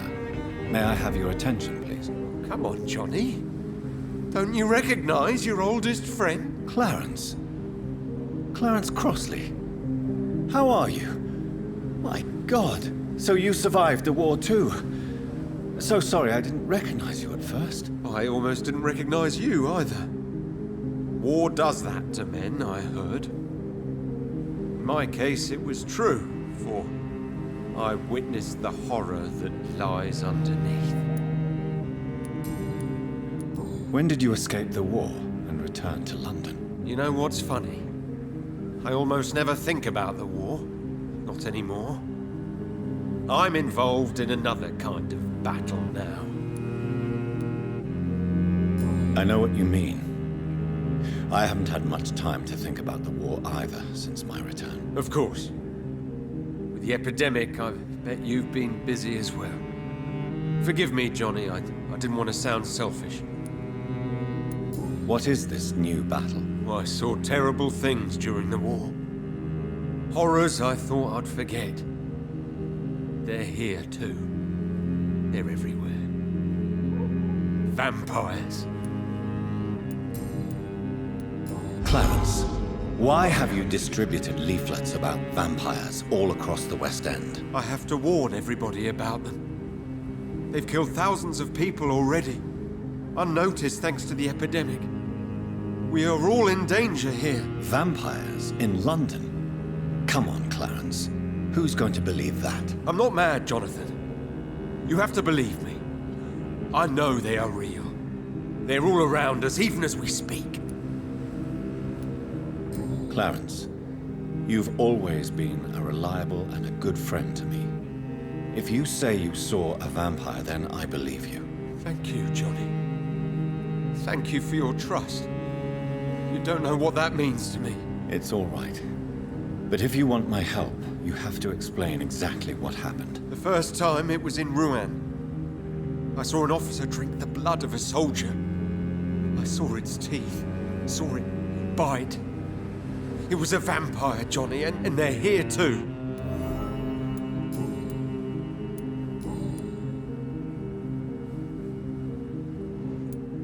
How is your wife, Venus? We've spent so much time away from each other.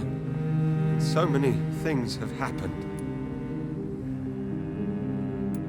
Is everything all right at home? Surely Venus was relieved to see you return from France in one piece. Have you forgot what people are like in this part of town, Johnny? Venus fears for our family reputation. Now her husband has become the village idiot. But you're alive. You returned in one piece and you have a family. How many soldiers can say the same? Believe me, it's not quite that simple. Unlike you, I'm not the man I used to be.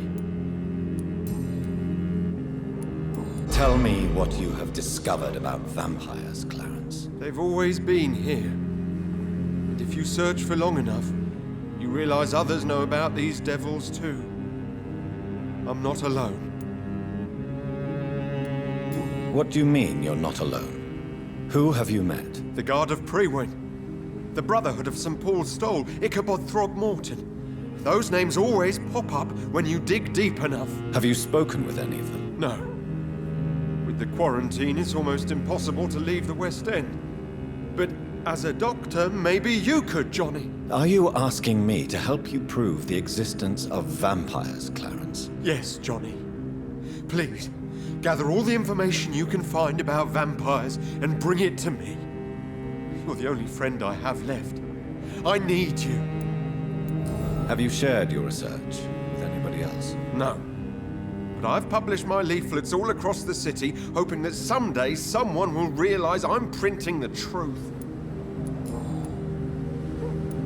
Clarence, tell me about the vampire you saw in France. I was enjoying my leave in Rouen. I left the bar, took a shortcut back to the barracks. I saw it in a back alley. An officer in a stained uniform, biting into a soldier's neck. Did you ever see that officer again? No. He wore the uniform of the Royal Warwickshire Regiment. I did some research, but found no trace of him. He probably stole it from a previous victim. But you were drunk, weren't you? Are you sure these two men were not just kissing? Please don't insult me, Johnny. I hid, and I saw him leave. Then I saw the body, drained of all blood. I've seen the same marks here in London since I've returned.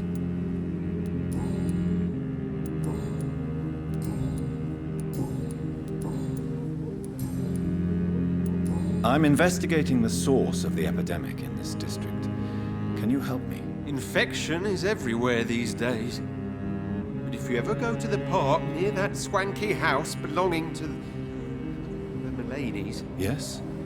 What about the Mullaneys? What about their house? Not enough noise for a big family with children. Not enough movement. Closed doors. What is going on in there? You need some rest, Clarence. You should try to sleep.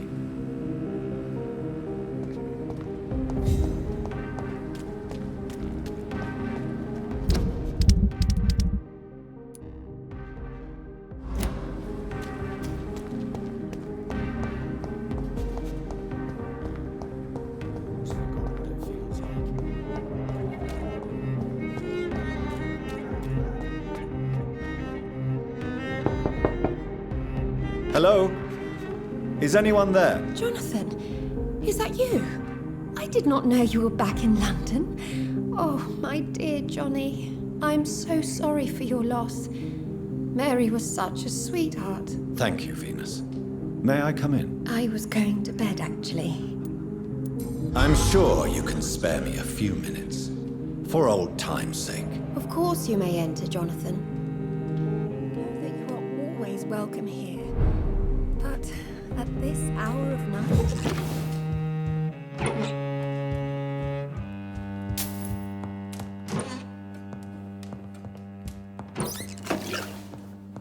I'm so sorry for your loss, Jonathan.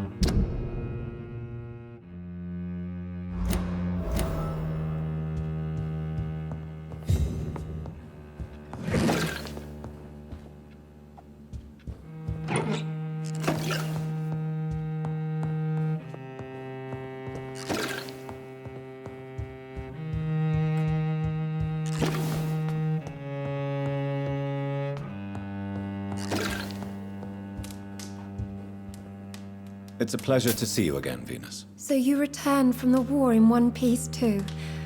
Thank God. My Clarence is back home too. How is the old rascal? Probably outside, chasing ghosts and chimeras. Clarence has changed a lot since he returned from the war, you know. How have you been since the last time we met? How long has it been? 3 years now? I've done my duty, like all British women. You have no idea what it was like to wait for months without knowing if I'd still be a wife or a widow. I understand. Luckily, this part of town has been saved from the worst of the bombings, from what I've seen. Yes, and it's also true about the epidemic. The flu has killed here too, of course, but not on such a large scale as in other parts of town. Have you noticed anything peculiar about the neighborhood recently? You mean except for your return to town? No. Oh, and again, Jonathan, please accept my condolences for your sister. Thank you, Venus. It was so sudden. And I've been so busy, I haven't spoken to anyone about it. I wish I could have assisted at the funeral, but you know, it's been so quick. And what with the epidemic in the streets? There's no need to apologize, my dear. It's normal, considering the circumstances. No, it's not. I am sure that Clarence has not even thought to present you his condolences. He is too busy with his penny dreadful stories. Why is my return so surprising? It's more an unexpected happy end than a surprise. You and Clarence, back from the war. You have no idea how hard it's been for me. Venus, why do you worry so much about your family's reputation? Everyone laughs at Clarence now. And they avoid me because they believe I share his insane opinions. I'm a leper in my own community.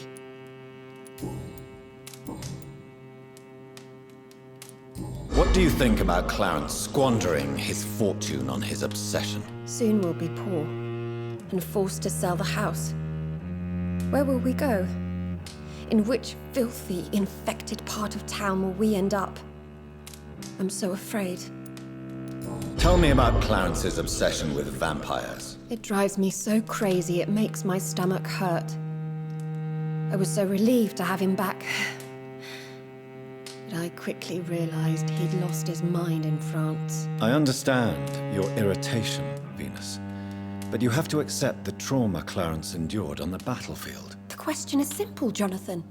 Is my husband mad? Yes or no? Do vampires exist?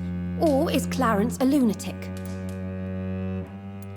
The important question is, what do you really think of your husband? I'm tough, Jonathan. He should have told me the horrors he witnessed, however appalling it was, instead of inventing a fantasy about blood-drinking monsters. So you don't believe Clarence? If poor Mary, bless her soul, had tried to convince you of the existence of bloody vampires, would you have believed her? Seriously?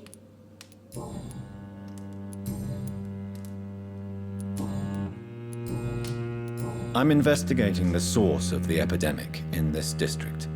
Have you noticed anything unusual? The McPhersons. I heard they locked themselves in their own house. They could just be afraid of getting sick. Perhaps you're right. But if I were you, I'd pay them a visit. A big house, reachable through a courtyard, to the north of the railway bridge. Goodbye for now.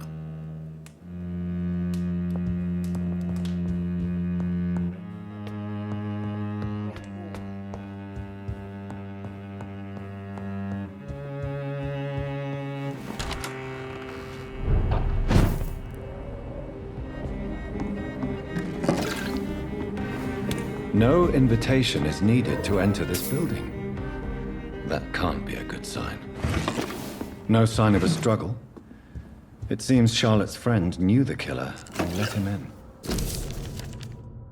Emily wanted to become a vampire. Something must have gone wrong. Blood. I should follow the trail.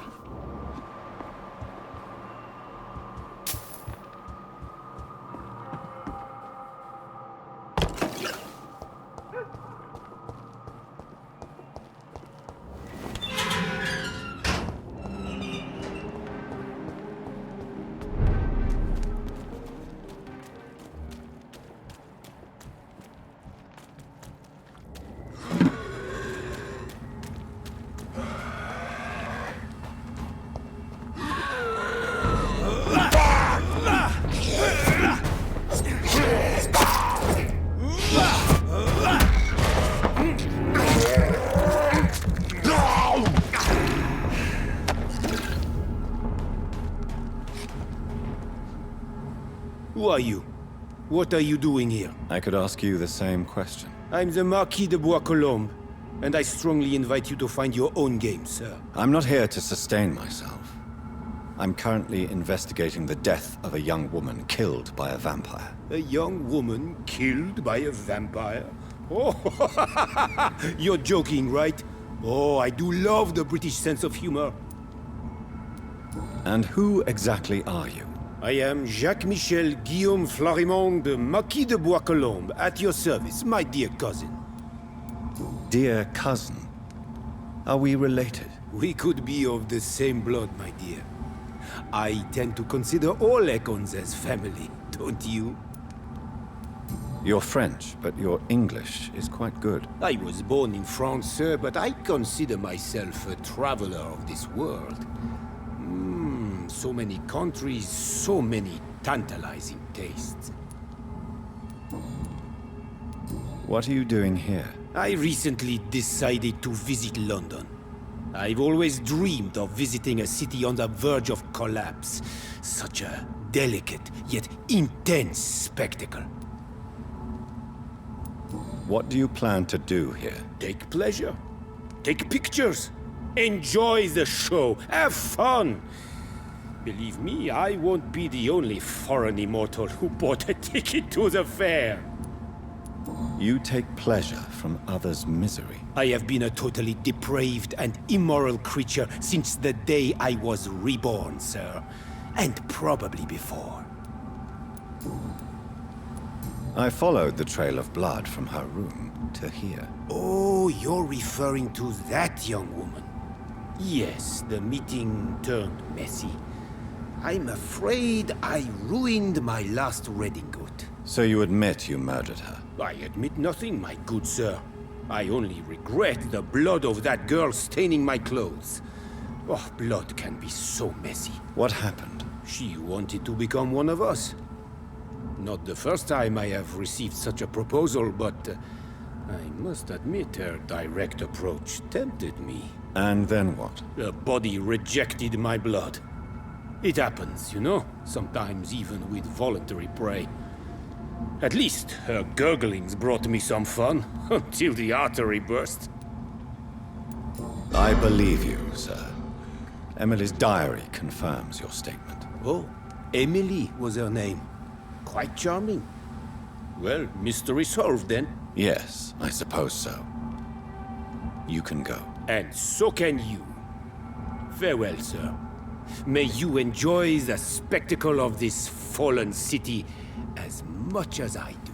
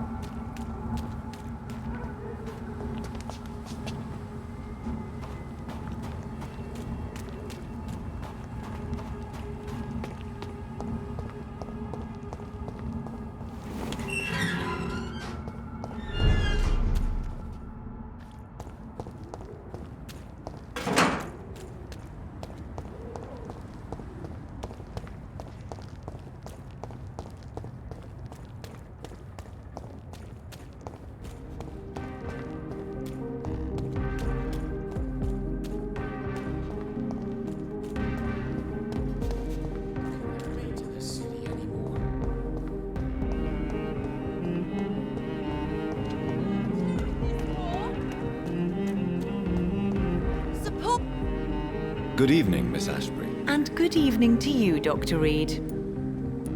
I have found out what happened to your friend, Emily. I can handle the truth. There's no need to hide the bloody details. Your friend was planning to become a vampire. She thought she'd met an honest one and made a deal with him. Unfortunately, Emily did not survive the process. My mother told me many times about the risks of being turned. I often suspected she exaggerated the danger to avoid me being tempted. No, the risk is real. Have you any idea what a body has to endure to become an organism entirely consumed by its need to process and recombine blood? I should never have talked to Emily about vampires. I never thought she'd actually try it without me. Thank you, sir. Here, take this for your discretion. Goodbye, Charlotte. Give my best regards to your mother when you see her. She's been quite busy these last few nights. I suspect you may see her before me.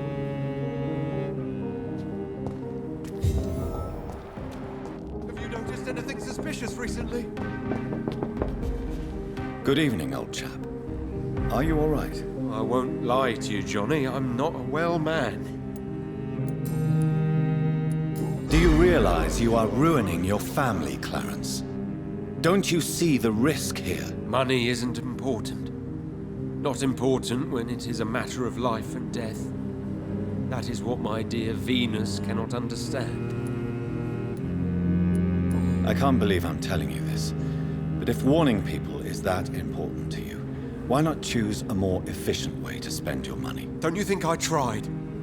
I knocked at every door, went to every bank, I even tried to be published. No, Jonathan. This is a one-man war. People will laugh at you, if they don't already. Think about your wife and your position. Think about your future. I understand my wife's embarrassment, but gossips don't kill, vampires do. There'll be no future if people don't open their eyes.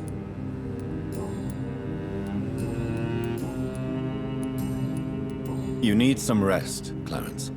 You should try to sleep.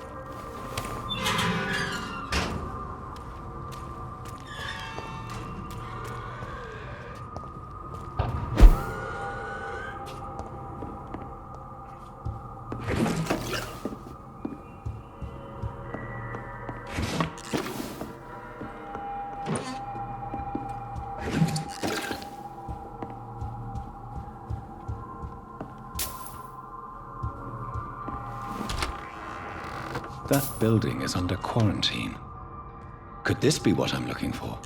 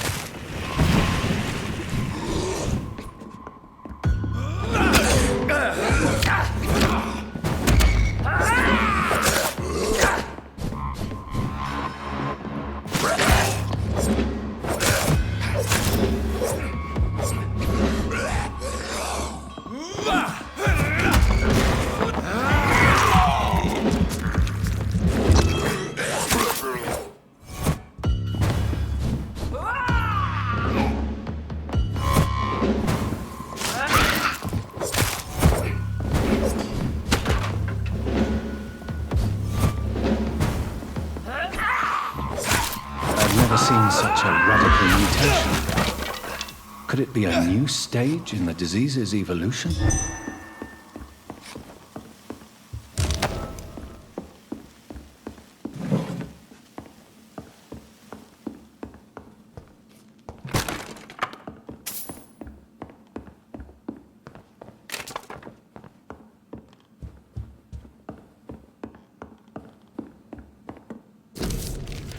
So the husband had an affair with Doris Fletcher.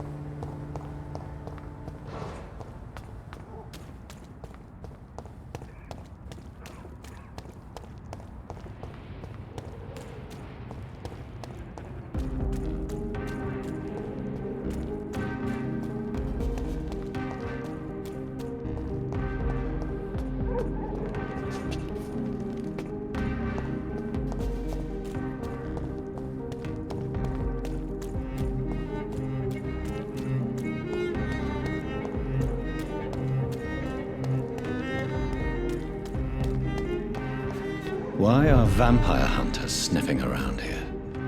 I need to find out what they're after. Oh my god!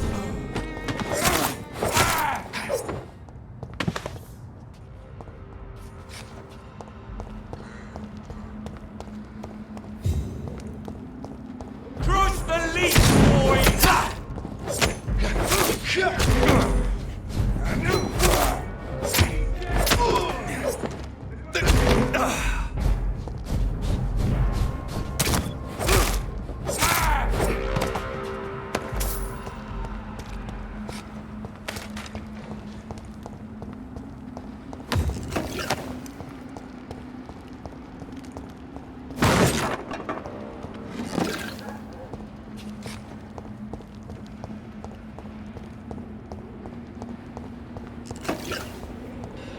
I cannot enter.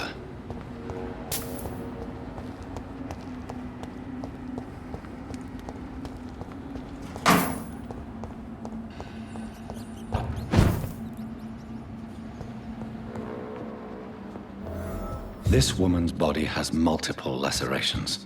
They're deep, too. Whoever did this was driven by rage.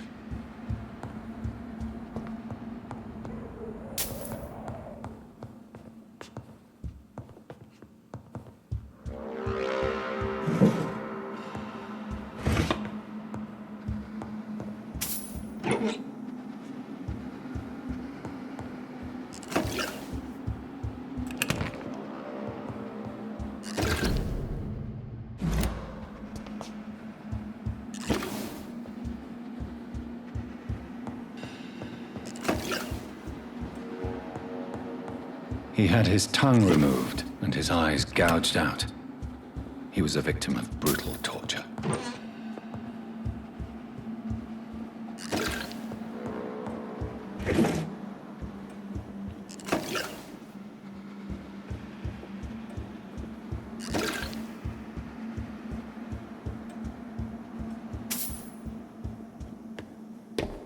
This one's neck is broken. He was young. Probably the son.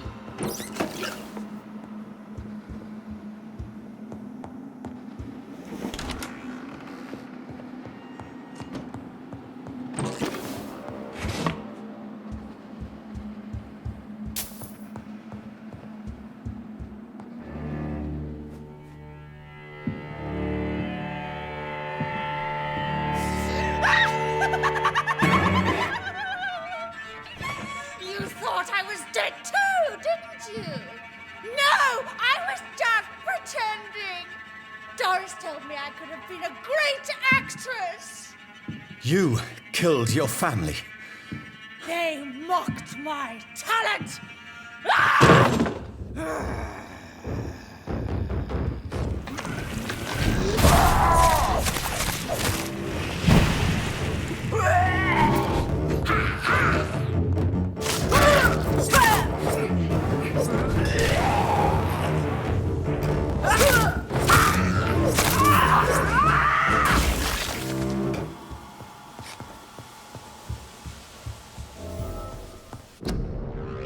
So, this girl took lessons at the famous Doris Fletcher acting school.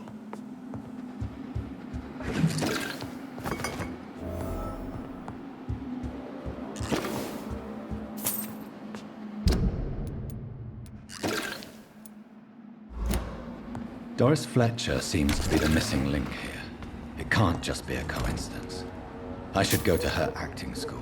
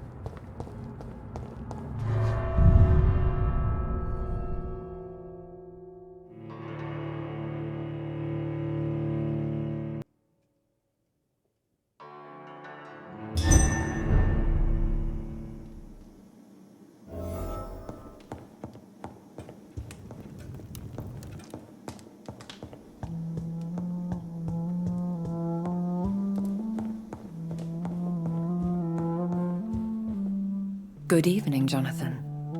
How are you? I'm still investigating from inside the Ascalon Club. Can we talk? Of course, my dear. How is your investigation going? I have decided to explore beyond the dictates of reason. What do you mean? You may on occasion find this house closed when you visit me. If so, it is because I have gone undercover. Sort of. Who are you going to surveil? I hope you're not considering spying on McCullum or the Guard of Prewan. No. I intend to ask a few questions in parts of town I rarely venture into. Dirty places where a delicate lady like myself should never be seen. When will you return? As soon as possible. And I don't intend to stay away for long.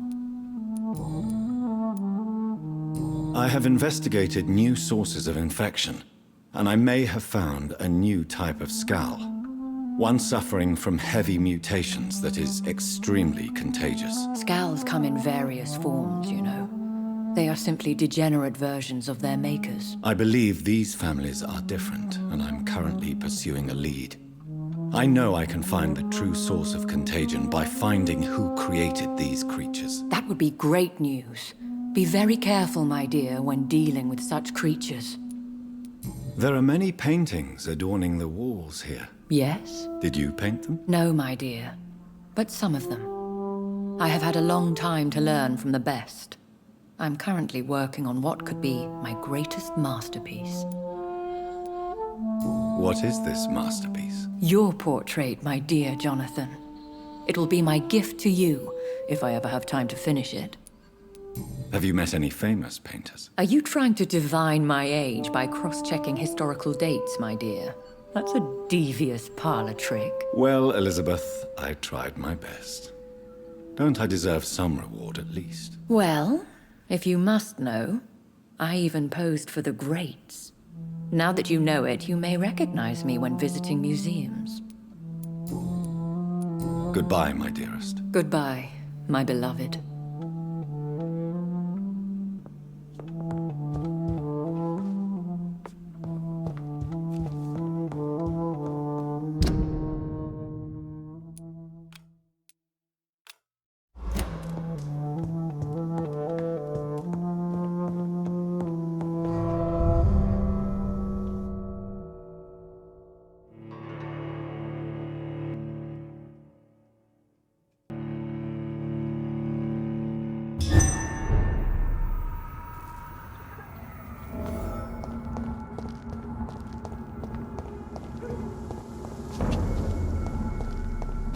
Crush the leech, boys!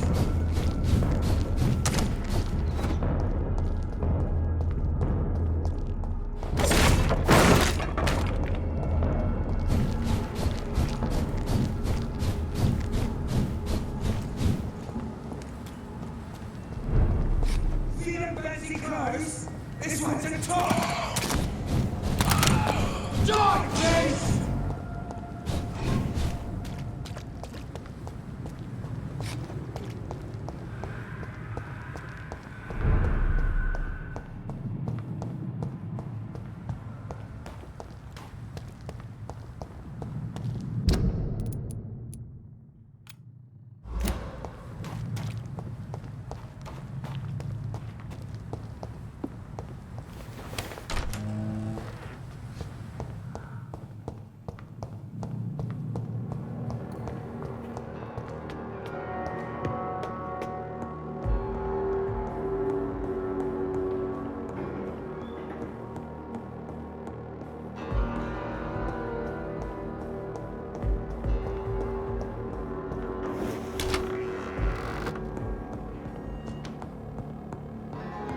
Done.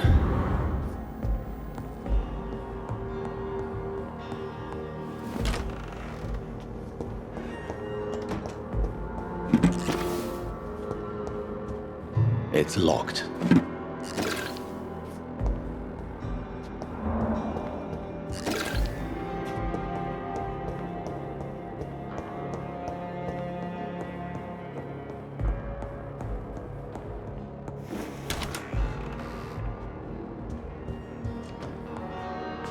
Hello, Jonathan. How are things on the West End front? Complicated, my friend. The rich and powerful feel threatened by the disease and have asked me to put an end to it. Yes. It is odd how resolving a crisis suddenly increases in urgency when it affects those who matter. It looks like the epidemic is spreading to the western districts of London. I am trying to locate the source of the infection. It won't be an easy task, my friend. This disease is highly contagious. Do you not think epidemiology could be helpful in this matter? To retrace the origin of infection through time and topology? If anyone can perform such a miracle, it will be you, Dr. Reed. Since this epidemic is evidently linked to the vampire curse, we must find the original carrier to understand where it comes from. I admire your logic, Jonathan, but be careful. Rationality, when it comes to your kind, is not always a reliable lens. Does the Brotherhood of St. Paul know anything about the Ascalon Club? Well, I'm afraid that's unlikely. Ascalon is a sensitive topic, and whatever material the Brotherhood has, I may not have access to. Who could answer me then? Usher Talltree, our current primate, may be the only one able to answer you. He's a discreet man who lives in the West End. Do you know Aloysius Dawson, the famous tycoon, is well versed in vampire and occult knowledge? No, I did not. But that is no surprise. For half a century, it has been quite the trend for English nobility to join secret societies and occult circles. Did he contact the Brotherhood of St. Paul? Try to join your group? It would not surprise me, but I am certain he's never been a member. But Aloysius Dawson is only a rich merchant. Yes, richer than Croesus. Wealth is more respected than title these days, even in England. Thank you for your time, Edgar.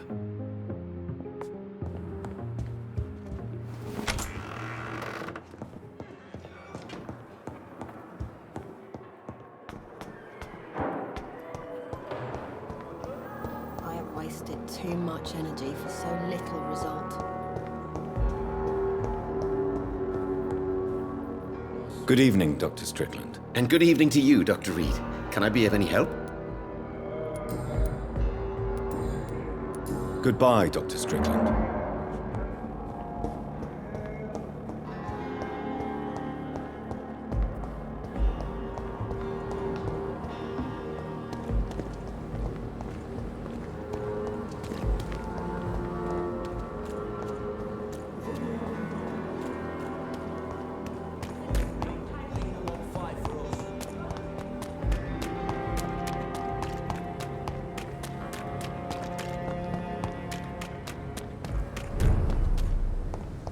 See them fancy clothes? This one's a top!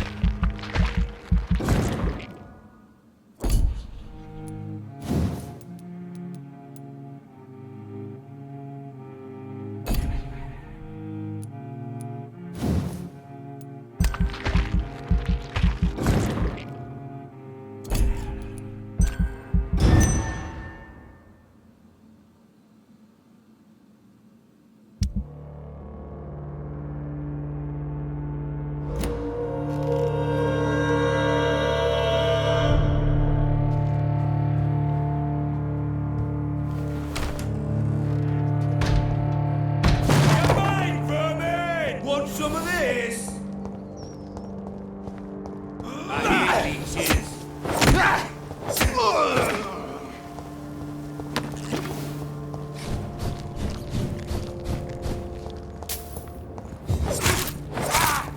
Oh, Christ!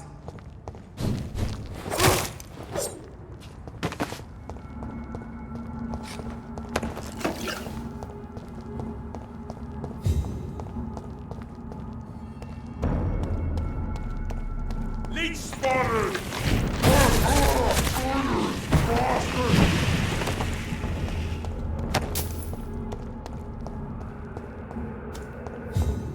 It's locked. Die, vermin!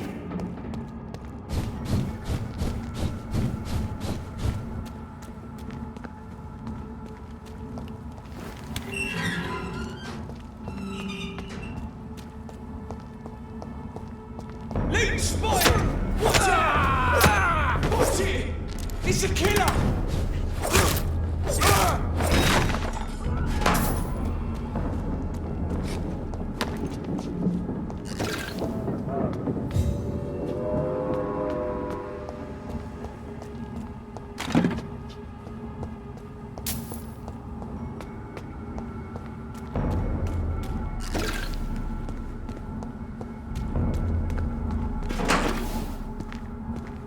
There's an open window on the second floor.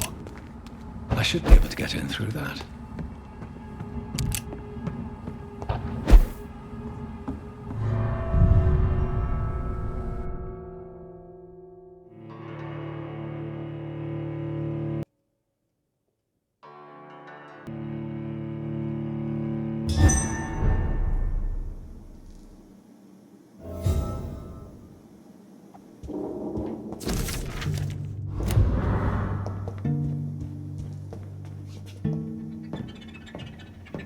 Woe to you, nations of hypocrites. For in front of you stands the tall queen. You can but lower your head. Can that be Doris Fletcher's voice?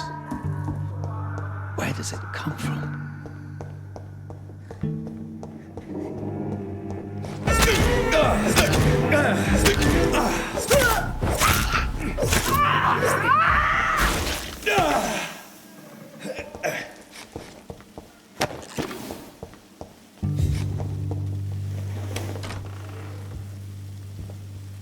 But I offer only love.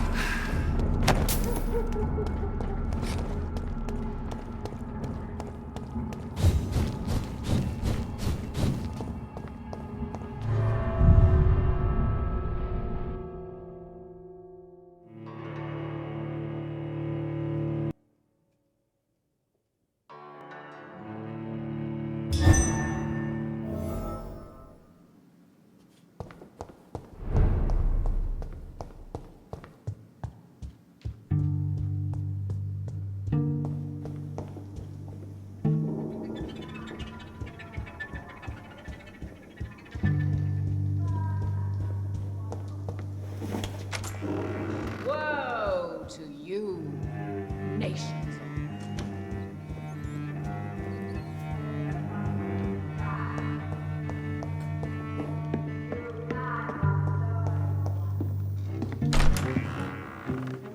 Who are you? You who dared enter my realm. Are you here to worship or mock me? I'm here to put an end to the vampire epidemic, Miss Fletcher. Ah. But Doris Fletcher is no more. She was consumed by this putrid flesh that now enshrouds her. You feel anger for what happened to you, but I can help you. I'm a doctor, Miss Fletcher. Doris Fletcher is no more. All that remains are the dreams of the queen she was, and the queen she'll be. Until then, all shall die, for that was her final wish. You killed, I summon thee. My children of the night, fight!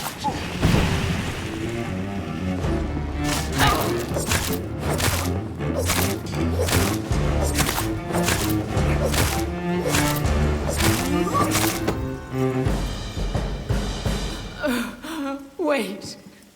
I beg you, wait. What? I don't want to die. And I did not come to kill you, Miss Fletcher.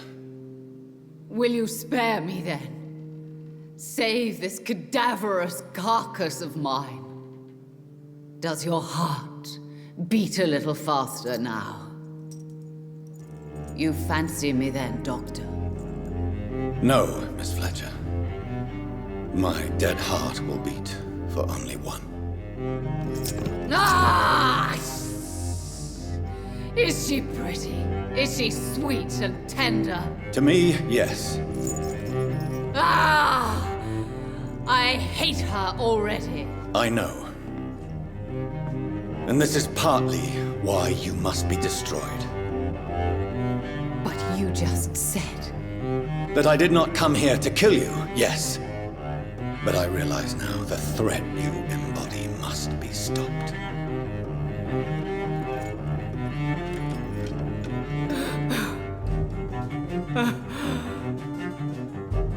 Will I be remembered? Will you?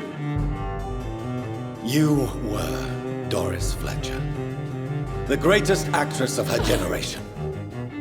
No one can take that from you. Thank you. And farewell.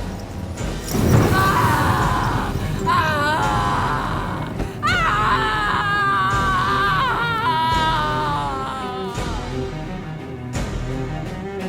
Farewell, Doris.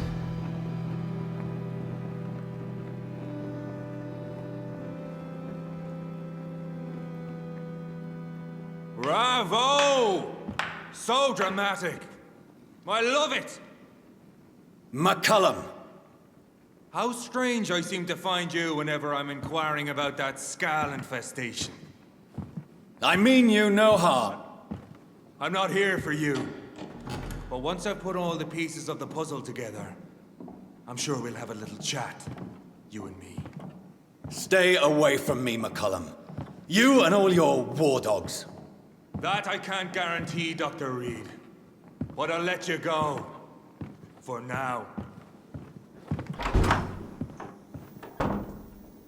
I should probably leave the theater right now.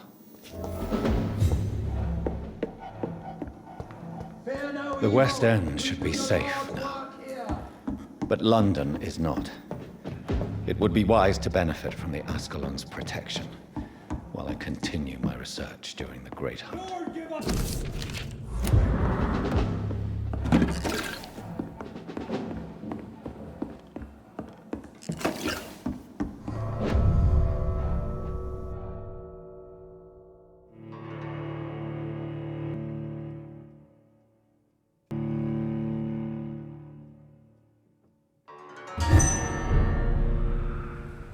These people want me dead. I need to leave now.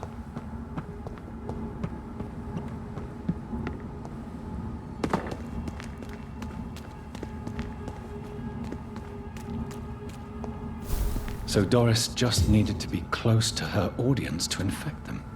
Contagion through skin. Very disturbing.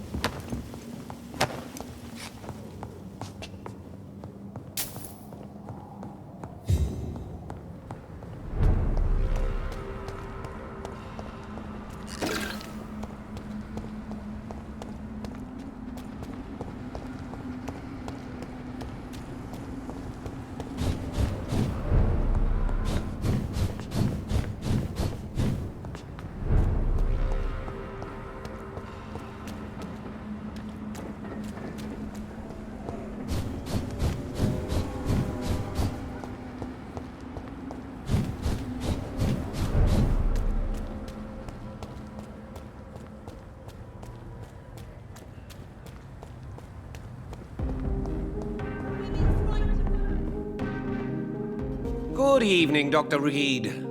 A great night, what?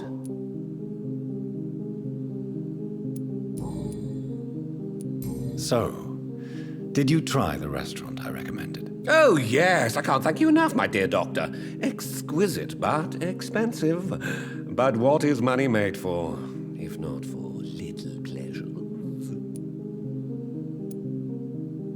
Don't you think your money could be better spent in these difficult times? Your words hurt, Doctor. I thought you and I were friends. But since you ask, I'm rich enough to finance my passions. And various charities across the city. Perhaps my words were too harsh. Please forgive me if I've upset you. Oh, no harm done. After I die, all my fortune will go to the suffering people of the East End. Until then, I aspire to live the most pleasant life possible.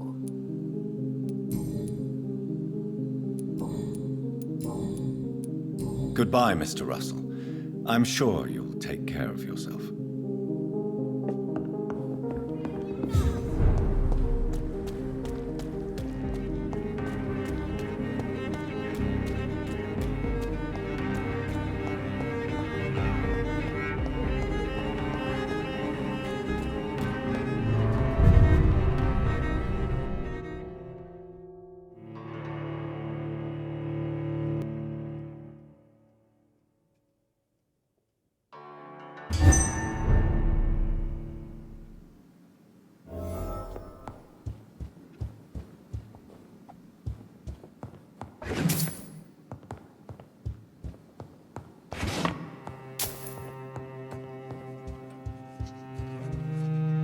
Elizabeth, what are you doing here? I've been formally asked to witness your triumph, my dear. After all, isn't it the natural role of a woman to support her man in victory? But it's you who insisted I join the Ascalon. Please forgive my giddiness. I'm just overcome by the thrill of finally being allowed within these hallowed halls. You certainly have an inquisitive mind. It's quite something. Elizabeth Ashbury, only you can make me smile in these difficult times. And the same to you, Jonathan Reed. Now go have your little chat with the chairman. I can see he's practically bursting to hear your report. I must admit the Guard of Priwen impressed me. They must have spent years preparing their plan.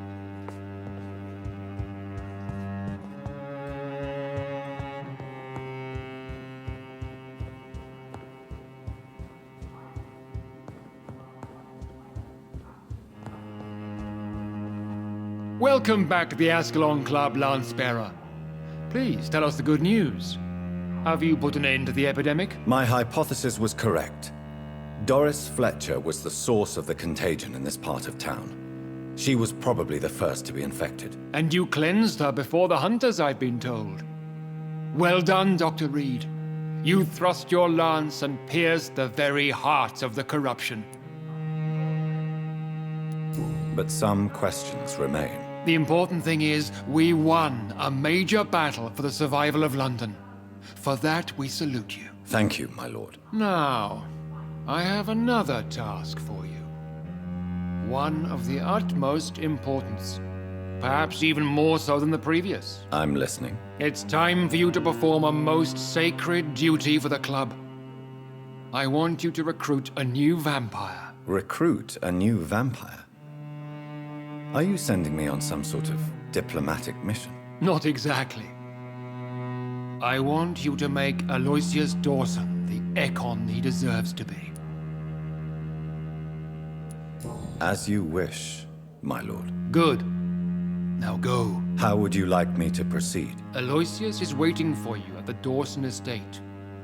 Once the deed is done, I'll join you there to celebrate this momentous occasion.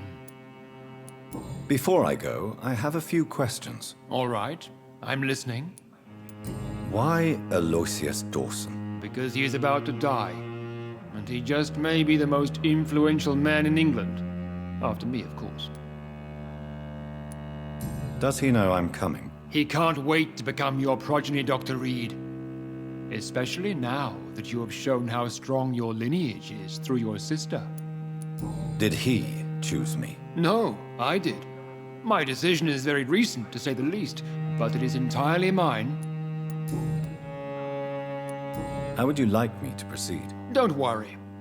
Aloysius has had many years to prepare himself. He has studied our kind for decades. So shall I just let him drink my blood? Yes. Aloysius will gratefully sup on your blood. His heart will slow, then stop. But he will rise again as one of us, an immortal. Is there any danger? Our blood alters a mortal body so deeply that some don't survive the metamorphosis. They die for good. But Mr. Dawson has been preparing himself for a long time. You invited Lady Ashbury. Wouldn't that be breaking one of your cardinal rules? No women allowed. Not allowed as members, no. But considering the circumstances, I thought you'd like to have her here to witness your triumph. So it's a temporary admittance, then? Something of a bargain, considering the crisis we're currently facing. Goodbye, Lord Redgrave.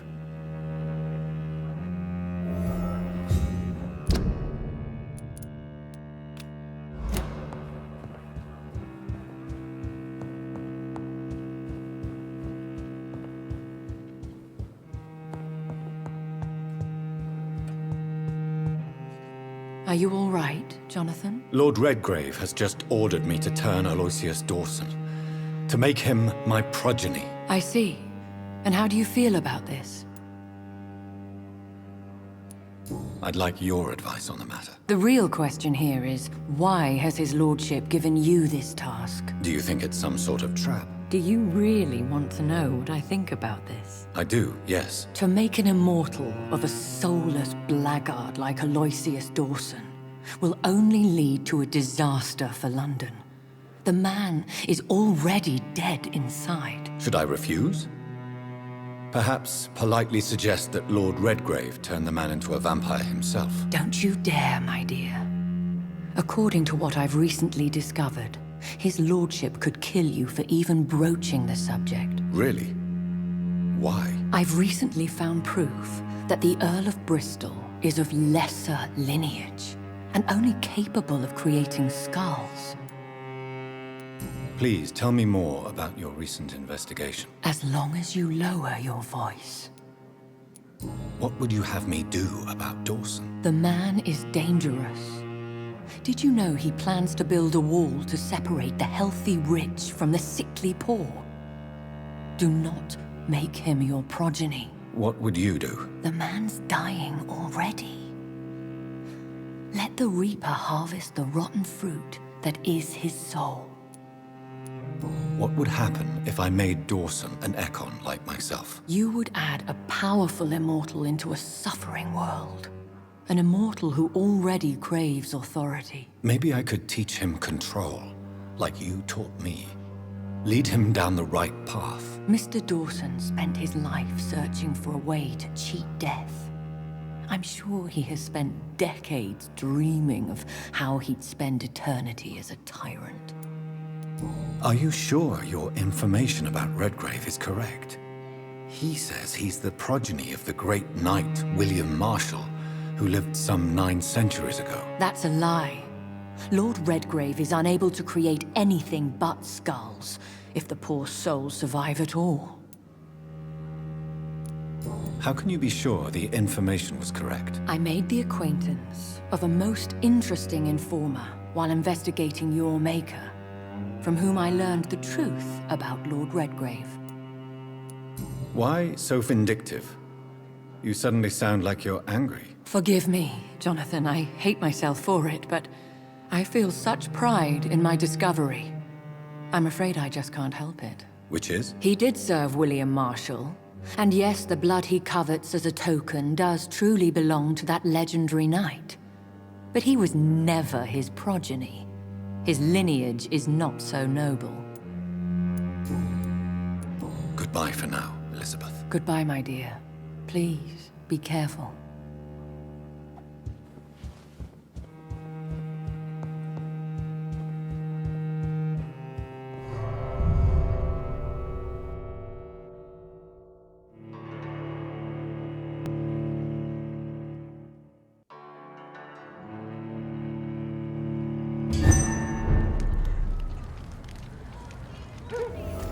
It looks like vampires have to obey Mendel's laws when producing progeny.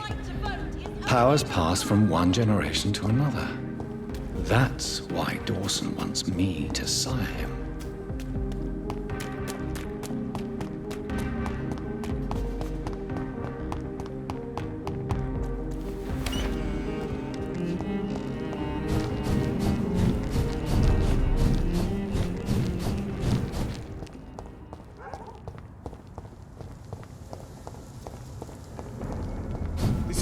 Place for you, sir.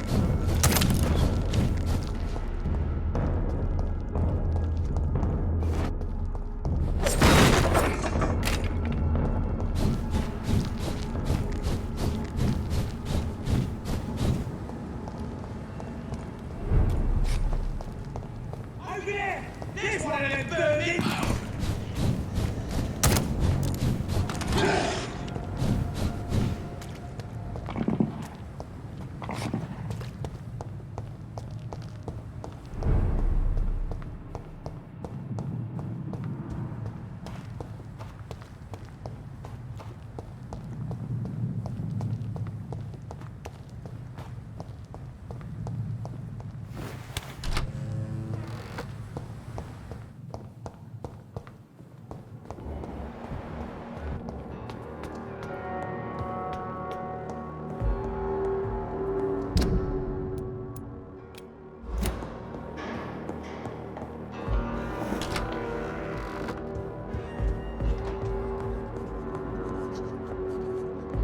What news, Jonathan?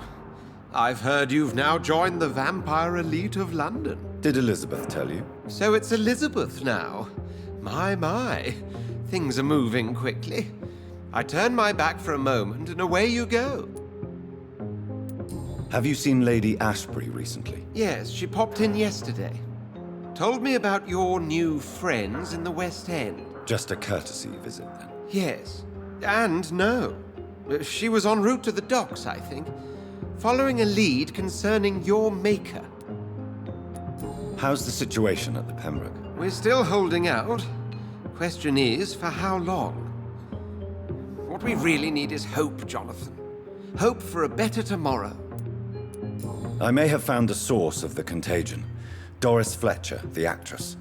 Thankfully, in the end, she was destroyed by fire. Really? Oh, please, do tell me more. Doris was a heavily mutated skull. Almost a new breed entirely.